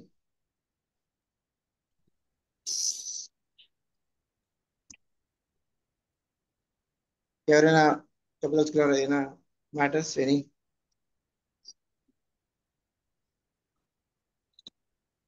వసుంధర గారు, ఐ థింక్ 2-3 పిన్ వేస్తున్నట్లేదు. ఆ సిఎన్ఎస్ 2020 ఎవరండి? ప్రతిసారి అడుగుతూనే ఉన్నాము. ఒక సనాతన ధర్మం క్లాస్ లో కూడా మీరు పాటించకపోతే ఎట్లాగా అడిగిన దానికి? వెయిటింగ్ రూమ్ లో పెట్టాము, హ్యాండ్ రైస్ చేయమన్నాము, నేమ్ చెప్పమన్నాము, ఏం ప్రాబ్లం ఏంటి చెప్పమన్నాము, ఎక్కడ రెస్పాన్స్ లేదు సార్. అది మహేందర్ మెయిల్ తో అయితే చూసాను ఆ నేమ్ ని. అది ఎవరు అని వాళ్ళకి అటెండెన్స్ అయితే ఉండదు సార్. సిఎన్ఎస్ 2020 అన్న దానికి నో అటెండెన్స్ త్రూ అవుట్. ఇప్పటి వరకు 0 అటెండెన్స్. ఏంటి ప్రాబ్లం ఏంటి? కనీసం చెప్పడానికి ఏంటి ప్రాబ్లం? ఎవరి పేరేంటి? లేదు, హ్యాండ్ రైస్ చేయటం లేదు, చాట్ బాక్స్ లో కూడా పెట్టలేదు సార్. ఏం ఇన్ఫర్మేషన్ ఏం లేదు. నెక్స్ట్ టైం తీసేస్తామండి, ప్లీజ్ ఏమనుకోవద్దు. వాళ్ళు కూడా బిగినింగ్ లో వెయిటింగ్ రూమ్ లో పెట్టాను కానీ ఎక్కడ ఏం రెస్పాన్స్ లేదు వాళ్ళకి. మూర్తి గారు కూడా సార్, నేను నాగేశ్వరరావు సార్. నేను వచ్చాను సార్, క్లాస్ అటెండ్ అయ్యాను సార్. నేను మీరు కాదు. మీరు కాదండి, CNS 2020 అన్న ఆ పేరుతో ఇప్పుడు ఇక్కడ కూడా వింటున్నారు కదా, మరి చెప్పడానికి ఏంటి కష్టము? 2020 నేను మాట్లాడాను సార్ నేను. మీరు కాదు స్వామి, మీరు కాదు, మీరు నాకు బాగా తెలుసు, మీరు వదిలేయండి. ఓకే సార్, 2020 అంటే నేనే రాస్తున్నాను CNS 2020 అని. అది పాస్వర్డ్ స్వామి, అది పాస్వర్డ్. ఓకే, అంటే ఎవరో ఉంటున్నారు కదా. CNS 2020 sir. ఇక్కడ దాంట్లో ఐడిలో పేరు కూడా రాయటలేదు. కొన్ని అట్లీస్ట్ పేరు రాస్తే వాళ్ళకి పిన్ నెంబర్ తెలియకపోతే పిన్ నెంబర్ ఇస్తాను సార్. వాళ్ళు CNS 2020 అని వస్తుంది పార్టిసిపెంట్స్ లో. ఓకే, నెక్స్ట్ వీక్ రేపు రిమూవ్ చేస్తానండి, ఒకవేళ వస్తే మాత్రం ఇదే పేరుతో ఉంటాయి. వెయిటింగ్ రూమ్ లో పెట్టేయండి, అన్లెస్ అంటిల్ దే కన్ఫర్మ్. అది కానీ సిఎన్ఎస్ ఒక్క నిమిషం, CNS 2020 అనేది మన పాస్వర్డ్ కదా? మన పాస్వర్డ్ అండి, కానీ వాళ్ళు ఇదే పిన్ నెంబర్ తో వస్తున్నారు. వాళ్ళ పిన్ నెంబర్ ఇదే పెట్టుకుని వస్తున్నారు, పేరు ఏమి ఉండటం లేదు. అలా ఎలా రాగలుగుతారబ్బా? ఇప్పుడు అటెండెన్స్ ఇవ్వాలి అంటే పిన్ నెంబర్ కావాలి. పిన్ నెంబర్ లేదే అటెండెన్స్ ఇవ్వలేం. పేరు కూడా ఉండటం లేదు. కొన్ని పేరు ఉంటే మేము పిన్ నెంబర్ చూసుకుని అటెండెన్స్ ఇద్దాము అంటే అలా కూడా వాళ్ళు ఏమి ఆన్సర్ కూడా చేయటం లేదు క్లాస్ లో. అమ్మా ఇన్నిసార్లు రోజు చెప్తున్నారమ్మా, మీరు అందరూ ఒకళ్ళు కదా, అందరు చెప్తున్నారు. ఇన్ని క్లాసులు అయినాయి, మనం ఇవాళ కూడా ఇంతసేపు డిస్కషన్ చేసాము. వాళ్ళు అసలు రెస్పాండ్ కూడా అవ్వట్లేదు. ఆ నెంబర్ ఉన్న వాళ్ళు కనీసం వింటున్నారు కదా, రెస్పాండ్ అవ్వాలి కదా. అంటే వాళ్ళకి బొత్తిగా లేదా సైన్ ఇన్ అయ్యి ఏదో వేరే పనులు చూసుకుంటున్నారేమో. అలాంటప్పుడు అంత ఇంట్రెస్ట్. బిగినింగ్ లో నేను వెయిటింగ్ రూమ్ లో పెట్టానండి, మళ్ళీ ఇప్పుడు సెకండ్ ఇదిలో జాయిన్ అయ్యారు వాళ్ళు. అది I don't think they deserve to continue అండి. అంటే నేను చాలా హార్ష్గా అన్నాను అనుకోకండి, ఎందుకంటే సనాతన ధర్మ కోర్సు జాయిన్ అవుతున్నప్పుడు కానీ మినిమం మోరల్ రెస్పాన్సిబిలిటీ, ఇంట్రెస్ట్ ఉండే జాయిన్ అయ్యారు కదా, వద్దని వారు బలవంతంగా జాయిన్ చేయలేదు కదా. ఏంటోనండి, తప్పు కదండి. అంటే ఫ్రీగా వస్తుంది కదా అంటే ఏదో ఇందాక విశాలాక్షి మేడం చెప్పినట్టుగా అవి ఫ్రీగా వచ్చినాయి కదండి, ఇది కాస్ట్లీగా వచ్చింది కదా, దీన్ని జాగ్రత్తగా చూసుకుంటానట్ట పళ్ళు. అలాగైంది ఇది కూడా పరిస్థితి. చక్కగా మంచి కోర్సు, చక్కటి బంగారం లాంటి కోర్సు, డబ్బులు పెట్టి కొనుక్కుంటే దొరకని కోర్సు చెప్తున్నప్పుడు వచ్చి ఇది అనాదరం అవుతుందండి అమ్మా. ఇది ఇర్రెస్పాన్సిబిలిటీ. కొంచెం they should understand things actually. Okay అండి, విశాలాక్షి గారు నమస్కారం అండి, వచ్చినందుకు మళ్ళీ ధన్యవాదాలు. రేపు కలుసుకుందాం. క్లాస్ ఉంది కదా రేపు ఇదే టైంకి? రేపు ఇదే టైం కమ్మా. ఓకే అండి, శుభం. ఉంటా మరి, శుభం. ధన్యవాదాలమ్మ. ధన్యవాదాలమ్మా, ఉంటాం. మూర్తి అన్నారు, బిఎస్సి మూర్తి, ఇంకొక మూర్తి ఎవరు ఉన్నారు?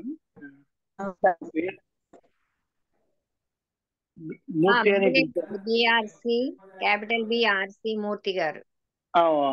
పిన్ నెంబర్ ముందు వేసుకోండి అంతే. 1618 అన్నది ఫస్ట్ మీరు పిన్ నెంబర్ వేసి తర్వాత మీ పేరు రాసుకుంటే అటెండెన్స్ కి ఈజీ అవుతుందండి, అంతకంటే ఏం లేదు. అది రావట్లేదు, ముందరికి ఎందుకన్నా రాలేదు. సరే నేను ట్రై చేస్తాను నెక్స్ట్ టైం. ఏం లేదు, ఫస్ట్ పేరు పెట్టి మీకు రీనేమ్ అని వస్తుంది చూడండి, పార్టిసిపెంట్స్ దగ్గరికి వెళ్ళిన తర్వాత. వచ్చింది, నేను మార్చాను కానీ లాస్ట్ వస్తుంది. మొదట్లో పెట్టుంటే అది పేరు మొదట్లో వెళ్ళట్లేదు. అది నేను ట్రై చేస్తాను. రేపు క్లాస్ లో నేను వేసి చూపిస్తానులేండి ఒకసారి. నరేష్ సత్యనారాయణ ఎవరండి?